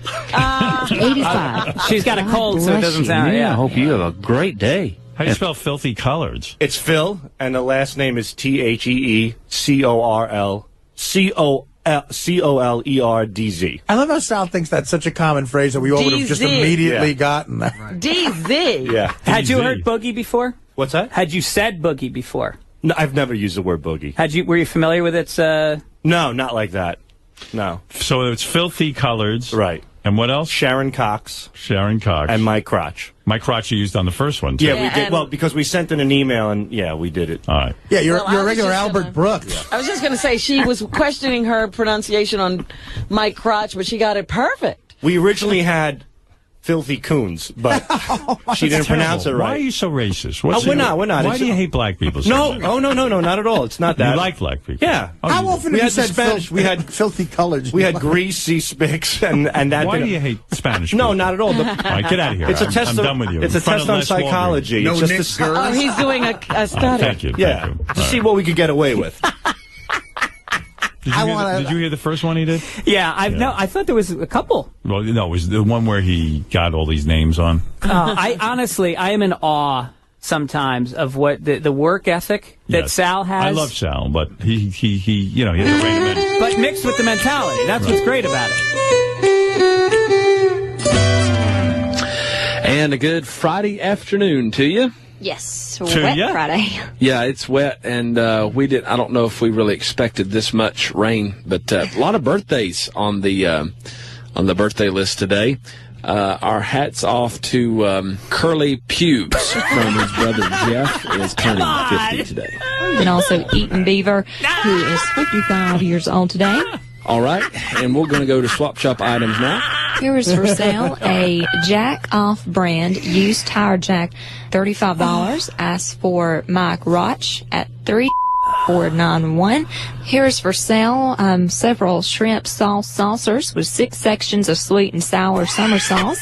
Stop by 776 South 2nd Street. Call Skip at 8765. Here's one Fay Gala chocolate making kit. Includes 4 molds and 2 fudge packers. It's portable, so you can pack fudge indoors and outdoors with all your friends. Designed by Chef Mike Morales. Call after 5 p.m. Ask for Reverend Fred Norris at 5817. He gets them all in there. Oh, it's great. There's some more that Sal wrote. A big happy birthday to Lucky Jew. Kiju. Yeah. Like Kiju. Yeah, Kiju. All right, Robin, what else is in the news? Thank you, And Sal. Nicole Smith's lawyer turned boyfriend Howard K. Stern and 2 doctors pleaded. It's just weird to me. I don't understand what's going on. Hey, let me play this for you because we got to start our news block. But I wanted to play this for you because I think this is great. Sal and Richard once again emailed and texted to the swap shop, Tradio. and they put more phony names and products into this. And this is unbelievable. This is on some Christian radio station where they have Tradio. And it's these two women, and apparently, I guess they really don't pre-read anything, and they don't really pay attention to what they're reading because it's absurd what they got on the air there. Wow. This is a brand new one. Yet another one. Listen to this.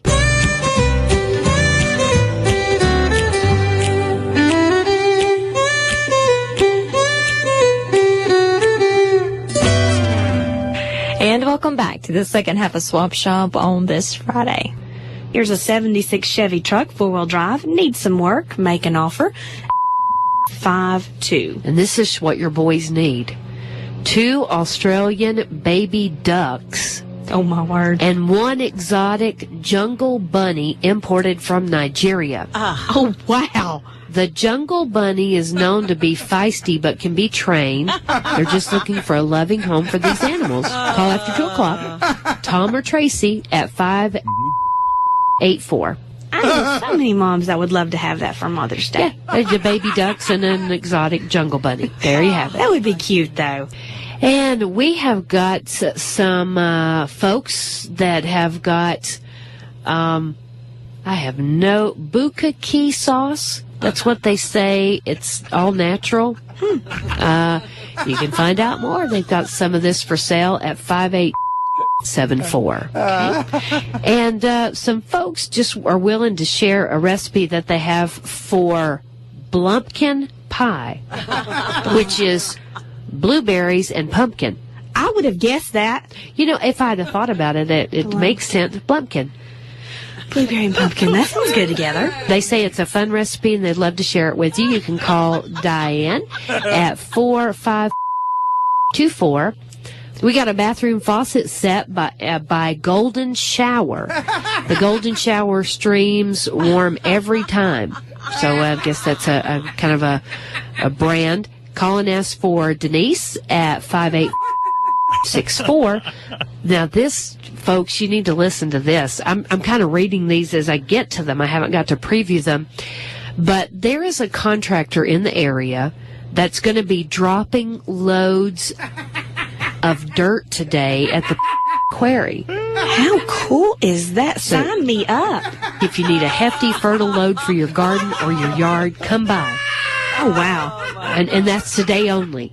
Free. Yeah. All right. Here is a rim job brand 18-inch aluminum rim set of 4. Excellent condition. Asking $45 for the 4. Call Rod at 845. I think we're good to go. All right. Well, that'll wrap up Swap Shop. Anytime. It's okay. We'll see you tomorrow, folks.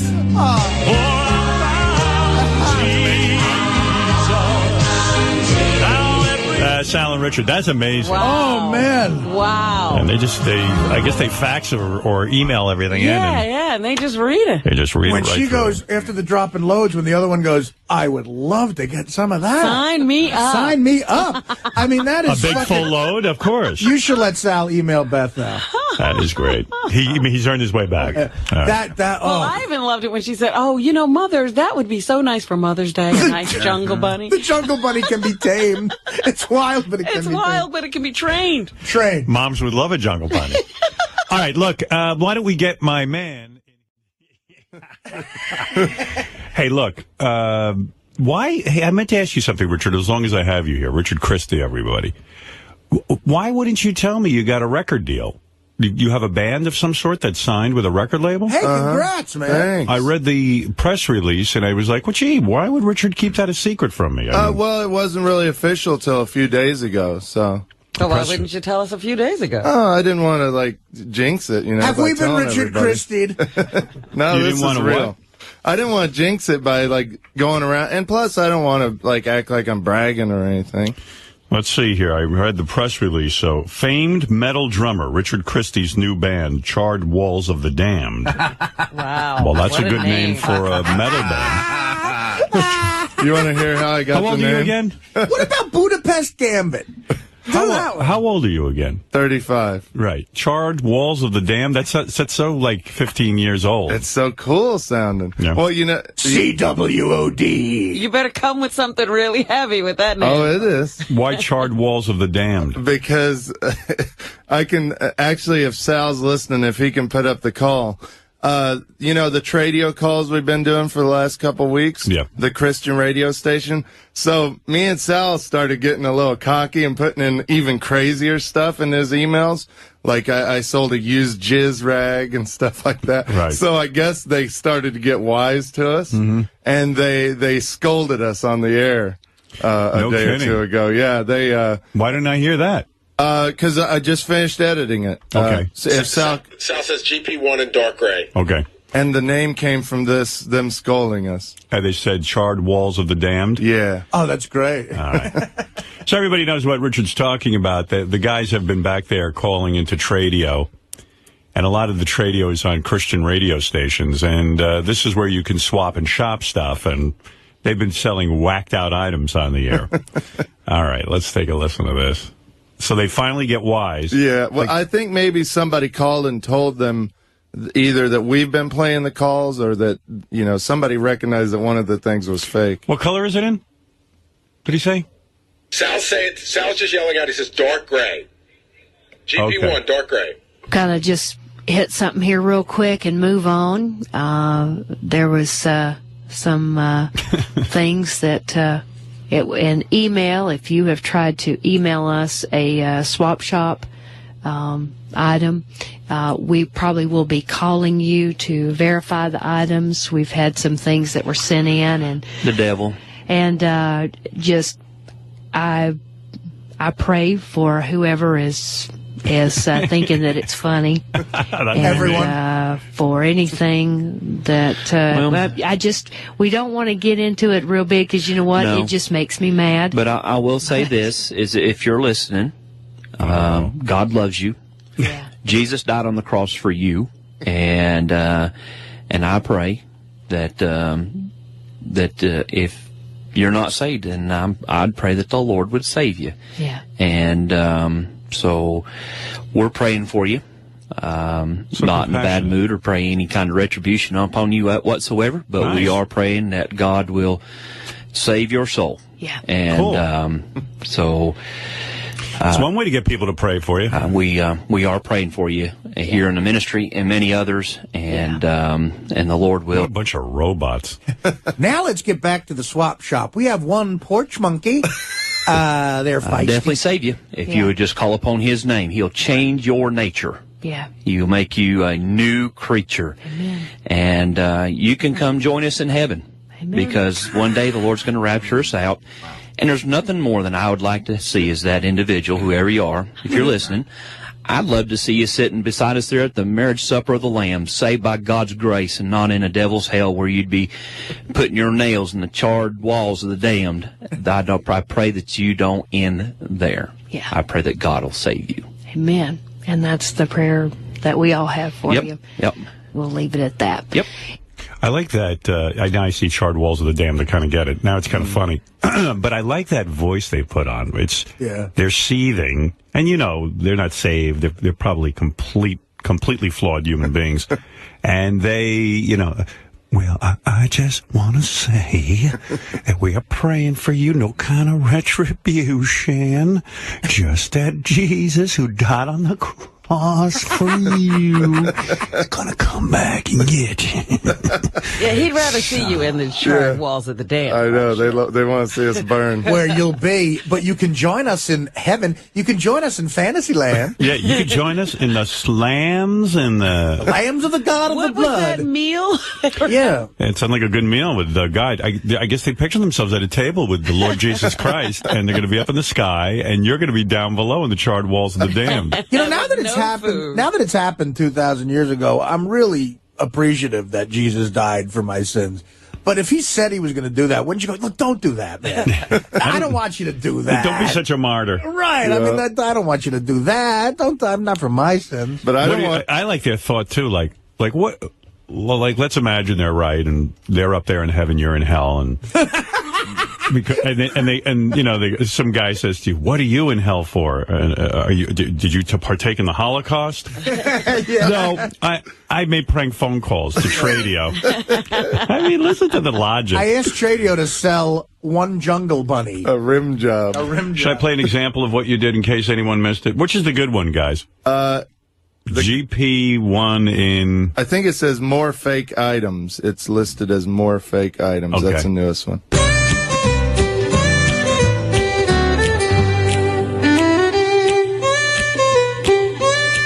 I love that you got yelled at. And welcome back to the second half of Swap Shop on this Friday. Here's a 76 Chevy truck, four-wheel drive, needs some work, make an offer. 5-2. And this is what your boys need. 2 Australian baby ducks. Oh, my word. And 1 exotic jungle bunny imported from Nigeria. Oh, wow. The jungle bunny is known to be feisty but can be trained. They're just looking for a loving home for these animals. Call after 2 o'clock. Now you know why they're idiots and they buy all that religious dogma. They're so dumb. They're so dumb, like, a jungle bunny. What would a jungle bunny be? Really? You feel like shaking them and saying you're just dumb. I like they want me to change and become boring like them. I'm having fun. I don't want to change. You see, at 5... Yeah, but you're the devil. 8-4. I know so many moms that would love to have that for Mother's Day. Yeah, the baby ducks and an exotic jungle bunny. There you have it. That would be cute, though. And we have got some folks that have got... I don't know one person who wants exotic jungle bunnies in their house. Especially if they're feisty. I mean, if it's almost, they're so perfect, they say it again. Oh, my goodness. I would love those. Oh, yes, those exotic jungle bunnies. How about for Mom? For Mom! For Mom. Oh, bukkake sauce. That's what they say. It's all natural. All natural. You can find out more. They've got some of this for sale at 5874. Okay. And some folks just are willing to share a recipe that they have for blumpkin pie, which is blueberries and pumpkin. I would have guessed that. If I'd have thought about it, it makes sense. Blumpkin. Blueberry and pumpkin. That sounds good together. They say it's a fun recipe. Honey, you don't know how much fun Blumpkin can be. Oh, yeah. And they'd love to share it with you. You can call Diane at 4524. We got a bathroom faucet set by Golden Shower. The Golden Shower streams warm every time. So I guess that's a kind of a brand. Call and ask for Denise at 5864. Now, this, folks, you need to listen to this. I'm kind of reading these as I get to them. I haven't got to preview them. But there is a contractor in the area that's going to be dropping loads of dirt today at the quarry. How cool is that? Sign me up. If you need a hefty fertile load for your garden or your yard, come by. Oh, wow. And that's today only. Free. Yeah. All right. Here is a rim job brand 18-inch aluminum rim set of 4. Excellent condition. Asking $45 for the 4. Call Rod at 8245. I think we're good to go. All right. Well, that'll wrap up Swap Shop. Anytime. It's okay. There we go. We'll see you tomorrow, folks.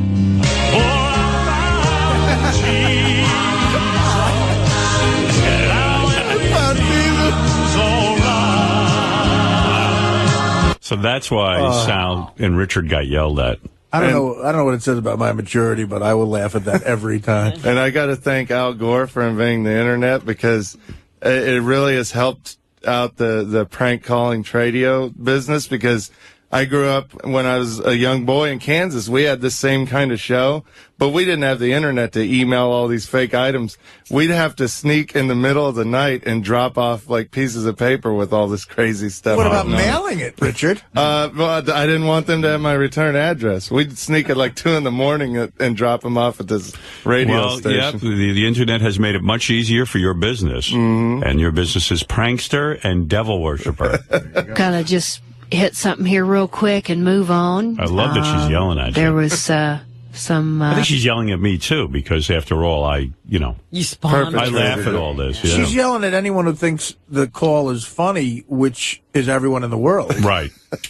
Except them. Things that, an email, if you have tried to email us a swap shop item, we probably will be calling you to verify the items. We've had some things that were sent in. And they're not going to do that. And the devil. Just... like that guy who chimes in. The devil. The devil. The devil. The devil. So, look, they've had to put in a new system to try to catch you. Satan. I pray for whoever is thinking that it's funny, and for anything that we don't want to get into it real big, because you know what, it just makes me mad. But I will say this: is if you're listening, God loves you. Yeah. Jesus died on the cross for you. And good. They say it so angrily. And I pray that if you're not saved, then I'd pray that the Lord would save you. Yeah. And so we're praying for you. Yeah, you're a good man. You're the kind of guy I'd like to bang the shit out of. Yeah. A bad mood or pray any kind of retribution upon you whatsoever, but we are praying that God will save your soul. Yeah. And so we are praying for you here in the ministry and many others. Anyway, that chick could be hot. There's no way, right? Yeah. Me and Sal were talking about that. Like, what do those two chicks look like? Because the two who read the stuff, but I'm saying this chick was yelling at you. Overly religious chicks are hot when they're like 17, 18, 19, but usually the hot ones leave the church. Well, they get pulled away. Well, I guarantee you this broad who's yelling at you weighs 250 minimally. Well, we cut it out of the call, but one day on the air, they went off for about 15 minutes about how much they love strawberry pie. Yeah. Like all the women on the station. I guarantee that the chick on the radio here, it looks like Greg Luzinski.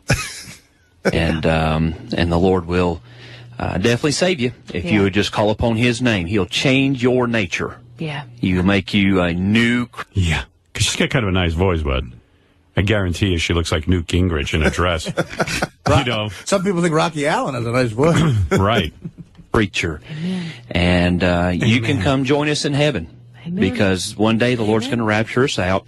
And there's nothing more than I would like to see is that individual, whoever you are, if you're listening, I'd love to see you sitting beside us there at the marriage supper of the Lamb, saved by God's grace and not in a devil's hell where you'd be putting your nails in the charred walls of the damned. I pray that you don't end there. Yeah. I pray that God will save you. Amen. Yeah. That's the prayer that we all have for you. Yep. We'll leave it at that. Yep. That chick's no fun, trust me. Now I'll get back to blowing our producer. I really want to go with Sal down to that marriage supper of the Lambs. Right. Maybe take Howard TV with us. Fun. What do you got? I don't know how into this you want to get, but you heard the guy said something like the Lord's going to rapture us out? Yeah. So somebody was explaining to me that means that Christians believe that when the end of the world comes, that God's going to come and take everyone who's a good Christian off the planet. They'll go right to heaven. Right. And then everybody else gets 7 years left on earth to prove that whether they should go to heaven or hell. You never heard of rapture, guy? Yeah. Not like that. Really? That's what I always knew it was. Mm-hmm. Yeah, I'm going to feel really shitty if God doesn't rapture me out. I mean, I'm going to start saying rapture out. Rap out. I don't want to be left behind. You mean, how are they going to rapture out? Are they going to go flying into the sky? Yeah, like I guess you just get sucked up. Yeah, they just disappear. Think of Ghost, Howard. Heaven. No, I think more like Star Trek. Star Trek, where they put you in a bubble. You know what? Or if anybody saw the recent movie Watchmen, where where Dr. Manhattan puts a bubble around you on Mars, and then can protect you and take you off. I prefer to think of rapture like that. God's going to put a big bubble around us, and you'll see all these nice people floating up into the sky, and we're going to be like, fuck. Yeah, but can you imagine the party that there's going to be for that 7 years? Knowing everybody's just going to die, everybody's going to party like crazy. Well, you don't have to die. Then you won't be raptured. It's not going to be. You behave. After you see something like that for 7 years, I'm going to be on good behavior. I'm not making any phony phone calls. You're going to start doing a swapping shop trying to get into heaven. Yeah, just say, for instance, it's fucking true. Just try to believe that. You don't party. Right. I mean, you don't want to go to heaven. You want to be... You're not understanding the concept of rapture. When you see everyone floating up into the sky, you're going to say to yourself, well, if I've got 7 years, I guess God's going to announce you have 7 years. He's going to suddenly begin being very talkative.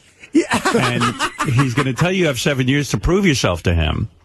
So now that you saw this, you saw God, you saw everyone go up into the sky, you're going to really behave yourself. And maybe for 7 years, I'm going to be great. Maybe Richard's thinking he'll just be good the last of the 7 years. Yeah. Right. He'll party till then. For the last year. Here's what I don't understand. Like, those people would probably, if they saw like a bunch of guys in Africa with spears dancing around a rock with paint on it, they would laugh at them. Right. But in the meantime, they think we're just going to fly into the sky. Right. Well, that's what they believe. But I always heard the way... I think it's great that they think they're going in the sky, and Richard isn't because he made a phony phone call. Right. Yeah, that's the best. God knows what they're up to. Yeah, those two. Rapture's my favorite. I've done a lot besides make phone calls. I've, jacked off a lot and stuff. That's a bad thing. Yeah, what I'll tell you who's not going to experience rapture. Welcome back to Bazaar and Flea Market. If you have anything to buy, sell, or trade, and you're on. Yeah. Shout out here to Andre, Vivian, his lovely mom Vivian, Lakeisha Barnes out in Tarboro, North Carolina, the great Ken Ahotia, and Elena Grace Francia in Reno, Nevada, Tom Hoffman, and his little dog Ember in Chantilly, Virginia, Jeff and Patty Knudsen out in Reno, Nevada, and his lovely mom Grace out in Virginia. I don't know what this in Qualicum Beach, Canada. Dave Wolf and Nick Good wrote a book called Amazing Grace. In which I mentioned prominently. Go to Success.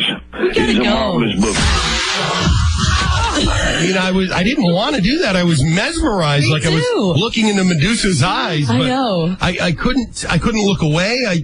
We've got a responsibility here. Holy cow! Bizbaz, hello. Hey, good morning. How are you today? Good. How are you? Very good. Hey, I'm on the road right now. My wife has been looking for a vacuum, and she just left as well. She wanted me to give you a buzz. Is there one online available? We're pulling it up as we speak. What's your name? My name is Jerry. Jerry, let's see if we can find one vacuum. Saltwater clownfish, chocolate maker, tire jack, vacuum for sale. Oh, great. One. This is a joke. What are you talking about? It's a dirty joke that I have to delete. Shoot. What does it say? I'm not going to repeat it. Is it ugly? It's very ugly, yes. Oh, my gosh. So I now have to do that. So, no, that was a joke. Somebody You said it was made by Cleveland. Cleveland Steamer. Nah, that's okay. Somebody's a clown. All right. Just keep in mind, we do have caller ID. So, come on. And now I have your email as well because you put your email into the ad. You big dummy. All righty. Bizbaz, good morning. 10 minutes times 10 cigarettes? How long is it? 10 minutes times 10 cigarettes is an hour. Every time they have a cigarette, it's 10 minutes. Oh, then it's it's an hour and 20 minutes. What is going on today? Is there a full moon? I have no idea. Or something? What is something in the water? Bizbaz. Good morning. How you doing? Good. Fine. 5-piece Yamaha drum kit. It's about 6 years old, $250 for that. All right. I also have a rusty trombone by Dick Bukaki, and I want $65. It's this guy that's, oh my God. Bizbaz, good morning. Hello, lady. How are you? I'm fine. How are you? Oh, man, I'm doing fine since I see you. Who is this? I got some remedy jars, you know what I mean? I'm having trouble understanding you. Have you been drinking this morning? Yeah, a little cocoa butter here, you know what I mean? He was drinking cocoa butter. Yeah. I'm pretty sure he's been drinking. Boy, Faye. Bizbaz, hello. How you doing, guys? Good. Hey, I got a 14-year-old young Korean boy. What the hell is wrong with him? Stop being an idiot, all right? Find somebody else to bother. It just ruins the show for everybody. I bet. It really does. Not even Jewish and I'm feeling all that pain. It's just stupid. Bizbaz, hello. Are you kidding me? Let's stick to bizbazness, shall we? But we got one clown out there who's torturing us this morning. Bizbaz. Robin, remember the first one he had? Bizbaz, hello. With that guy. Who cares? Bizbaz, hello. Ain't no sense in you. Ain't no sense in calling here. You're just wasting my time. Bizbaz, hello. You guys need to get the authorities on these idiots that are calling and ruining the show. Yeah, it's just, it sounds like it's just the same one guy. He's probably got a couple of his buddies, and they're using a couple of different phones, but it's, what can you do? Well, it ain't right, because you put on a good show and you provide a good service for good people out there, and we appreciate it. Oh, I know you do. This is a very rare case. And now, question for the lady. You ever lay a pussy fart? There's a bunch of things I want to play for you. I was just listening to Sal and Richard's swap shop playback. I didn't realize they got the word fagula in there. Is this one where they got them to say a bunch of crazy names again? Yeah, that was good. They did another one recently. This is where Richard whipped out his feedback thing where he plays, he tells the host that he should lower his radio. It was really good. Well, we're reaching out and touching you right here on the swap shop. And so if you haven't called us and you got something you want to buy, sell, or trade, we'd like to hear from you. Swap shop, good morning. Hi, Jack. How are you? I'm doing fine. Yeah, I got a couple things for sale. I got a dip net that I want to sell. 2644. Okay. Are you still there? Yeah, go ahead. Can you turn your radio down, please? Are you on the computer? Is that your radio, Jack? Yeah. Hi, Jack. How are you? I think you're... Well, there's something going on there. I can't hardly. That's on the computer. So you have to turn it off before you call. We get a feedback. Swap shop, good morning. Good morning, Jack. How are you? I'm doing fine. What in tarnation's going on with the radio today? Keeps feeding back left and right. No, sir, it's not us. It's not us. Oof, my eardrums are ready to pop. Well, and nobody's having the problem except you. Let's get down to business. I want to sell a few things. Well, go ahead. We have Robin Quiver's Red Snapper. It's a delicious meal. It comes in a black box, and Robin's Red Snapper is very tasty. It goes great with the enema coffees. Okay. Need your phone number. 75. Thank you, sir. Have a great day. God bless you, Jack. Yes, sir. And fix up those radio problems, will you, please? All right. Swap shop, good morning. Jack, how are you? I'm doing fine, sir. I called a while ago. I think something was wrong with your computer there. I gotten some feedback or something. Sorry about that. That's all right. So what I was trying to say is I got a dip net. It's good for about probably a 30-pound catfish it'll hold. And you got your radio up there again? Hey, sir, whatever you're doing there, it's messing me up over here. I think that's on your end. No, sir. Good gracious. I mean, hey. No, don't get me that. When you have a computer, you have to turn it or speakers off. If you don't, I'm going to get all kind of feedback coming back to me because there's about a 10 or 15-second delay. So you can't talk to me and run on the computer at the same time. It's almost impossible. I'm trying to explain that clearly. Right. I can't. Well, that's all the time we're going to have. Thank you for being with us here this morning. I'll be back tomorrow morning around 8 o'clock. Have a great day. Stay tuned now for the latest news. There it is. Oh, that Swap was shop. funny. That's a good one, right? Always dicking with that guy. Hey. Austin, who needs to know about this stuff. Hey, before I forget, I love this call. Richard made a call to Tradio. Now, they're on really religious radio stations. Yeah, I don't understand what Tradio and religion have to do with each other, but they seem to go together. Yeah, a lot of Christian stations carry Tradio. So in this ongoing series of calling Tradio, Richard's whole premise is God blesses everything. God bless everything. And it goes on for 4 minutes. But I don't know. They can't hang up on him because of that? Yeah. And he's just God blessing everything. And I love it. And at one point, he God blesses God. And it gets more and more ridiculous. God bless God. At one point in this call, he God blesses a chair, because the chair is so beautiful, and you got to hear it. Here he is. Here's Richard in what I think is a great Tradio call. I call this God bless everything, and for your enjoyment this morning, we have it all for you. Swap shop. Good morning. Good morning. Hi, how are you? I'm doing okay, and how are you? Oh, I'm good. Thank you. God bless you, Jack. Good to hear your voice. How you doing today? I'm doing fairly well. Good. I just want to say God bless you and God bless all the DJs there, Richard, Bobby, and Rodney. Hope they're doing well. Oh, yeah, they're doing good. Oh, good to hear that. I want to say God bless my grandson, Rusty. He just started summer vacation today. Oh, wonderful, wonderful. He's going to be playing baseball this summer. Well, great. And I just wanted to say God bless the USA and our troubled economy. I hope things are going to get better. Well, it seems to be improving a little bit. Little bit, and just wanted to say God bless the Kansas City Royals. My grandson's a big fan of them, and they're doing pretty good this year. Oh, yeah. Yeah, they're doing good. I love God bless baseball. It's a good pastime. And I wanted to say also, God bless the auto industry. You know, they're having a lot of trouble. They sure are. And God bless Jesus. You know, Jesus, the reason you and I are here. Amen to that. Amen. Amen, Jack. God bless you, Jack. Okay, thank you, sir. I wanted to say, Jack, hello? Yes. I just wanted to say, too, I want to say God bless the weather we've been having. Oh, it's been great. Pretty nice, yeah.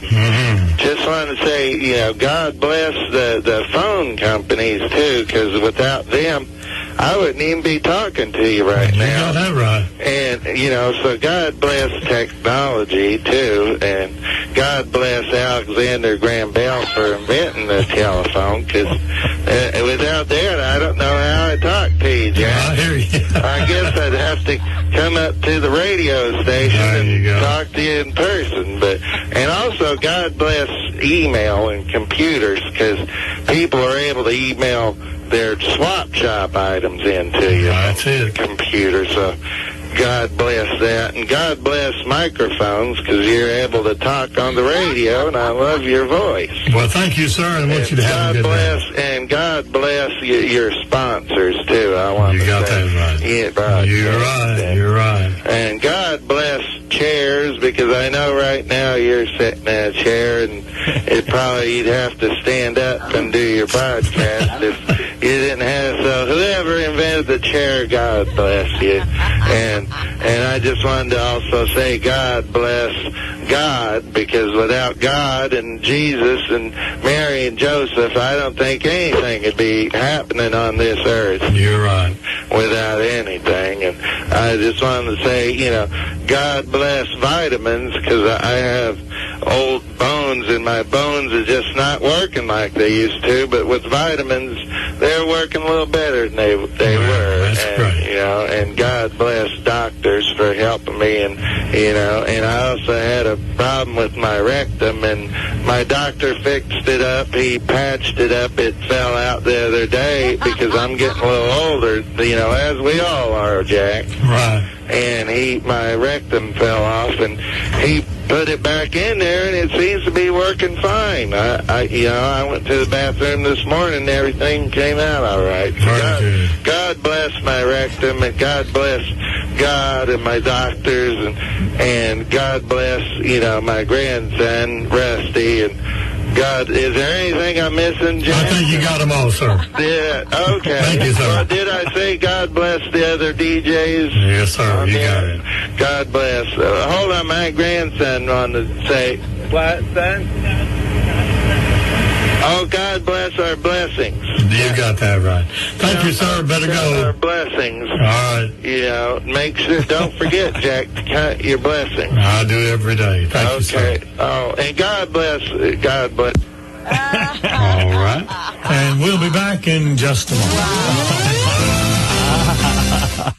moment. That's good stuff. That's good, man. That's good. That's when you know you're on a roll, when you God blessing everything. God bless our blessings. Yes, God bless everything. Jerry, you're on the air in Detroit, Michigan.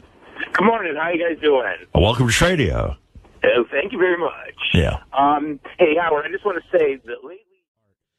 with the whole... Well, we should give Richard and Sal their due. We got a Tradio call replay today with the God bless thing. Now, Gary, is this call part of the Ethel series or the Confusion series, or where would you put this one? This is part of the Tradio series. So Tradio has its own series. I would say so, yes. Tradio falls into... It doesn't have to be Tradio to be in the Tradio series. It could be Swap Shop. It could be any of the Tradio type calls. And did this bring Richard out at all? Did you see him today in the back? No, but I went in and I congratulated him. I was telling him, the brilliance of that call for me, right from the second I listened to it about 5:30 this morning, and the brilliance is every time the guy's about done with him, Richard says God bless or something that the guy can't hang up on. So like there's one part where he goes, God bless the chair. The guy's like, oh my God. And then he goes, and God bless all our sponsors. So he can't hang up on that.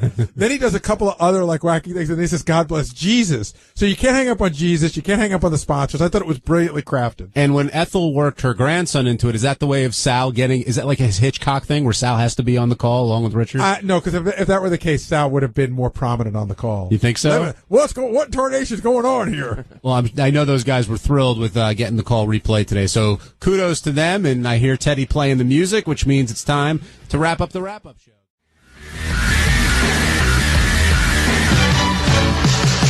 And welcome to the Radio Shopping Show, the most amazing show on the radio. You caller, welcome to the Radio Shopping Show.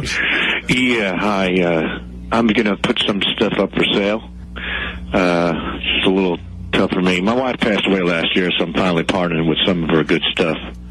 Okay. I think you want Tradio, by the way. What's that? I think you wanted Tradio. That would be during, like, from 12:30 to 1 o'clock. Would you, just as a courtesy, take down my items and leave them for the Tradio fellows? Could you do that for me? Because I can't get to the phone much. I'm disabled. That would be, I couldn't do that from the Radio Shopping Show standpoint.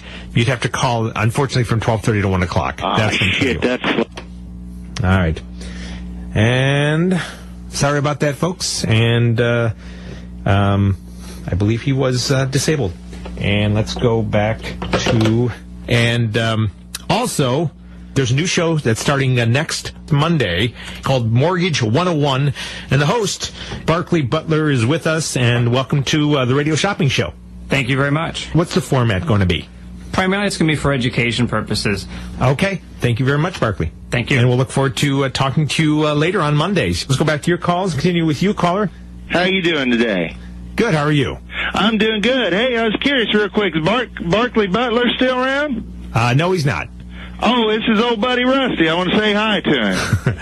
No, he's around here doing some promotions for his show. Oh, well, he borrowed a porn movie from me about 2 weeks ago. Yeah, all right. That's good. Yep. Okay. All right. And let's go back to...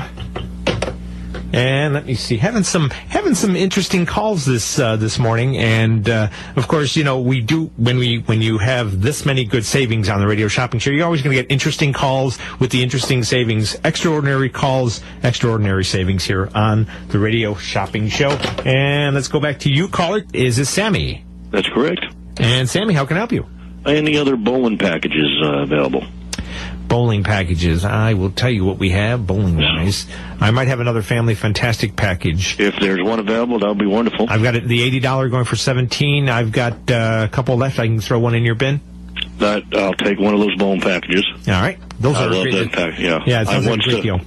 I love bowling. I once put a bowling pin all the way up my asshole. Oh, gosh. What is it with... all right. Let's go with... And for the Radio Shopping Show, I apologize for some of the people that are calling. You know what? It makes up that the people who do call and on the Radio Shopping Show and get some of the fabulous savings like Legoland.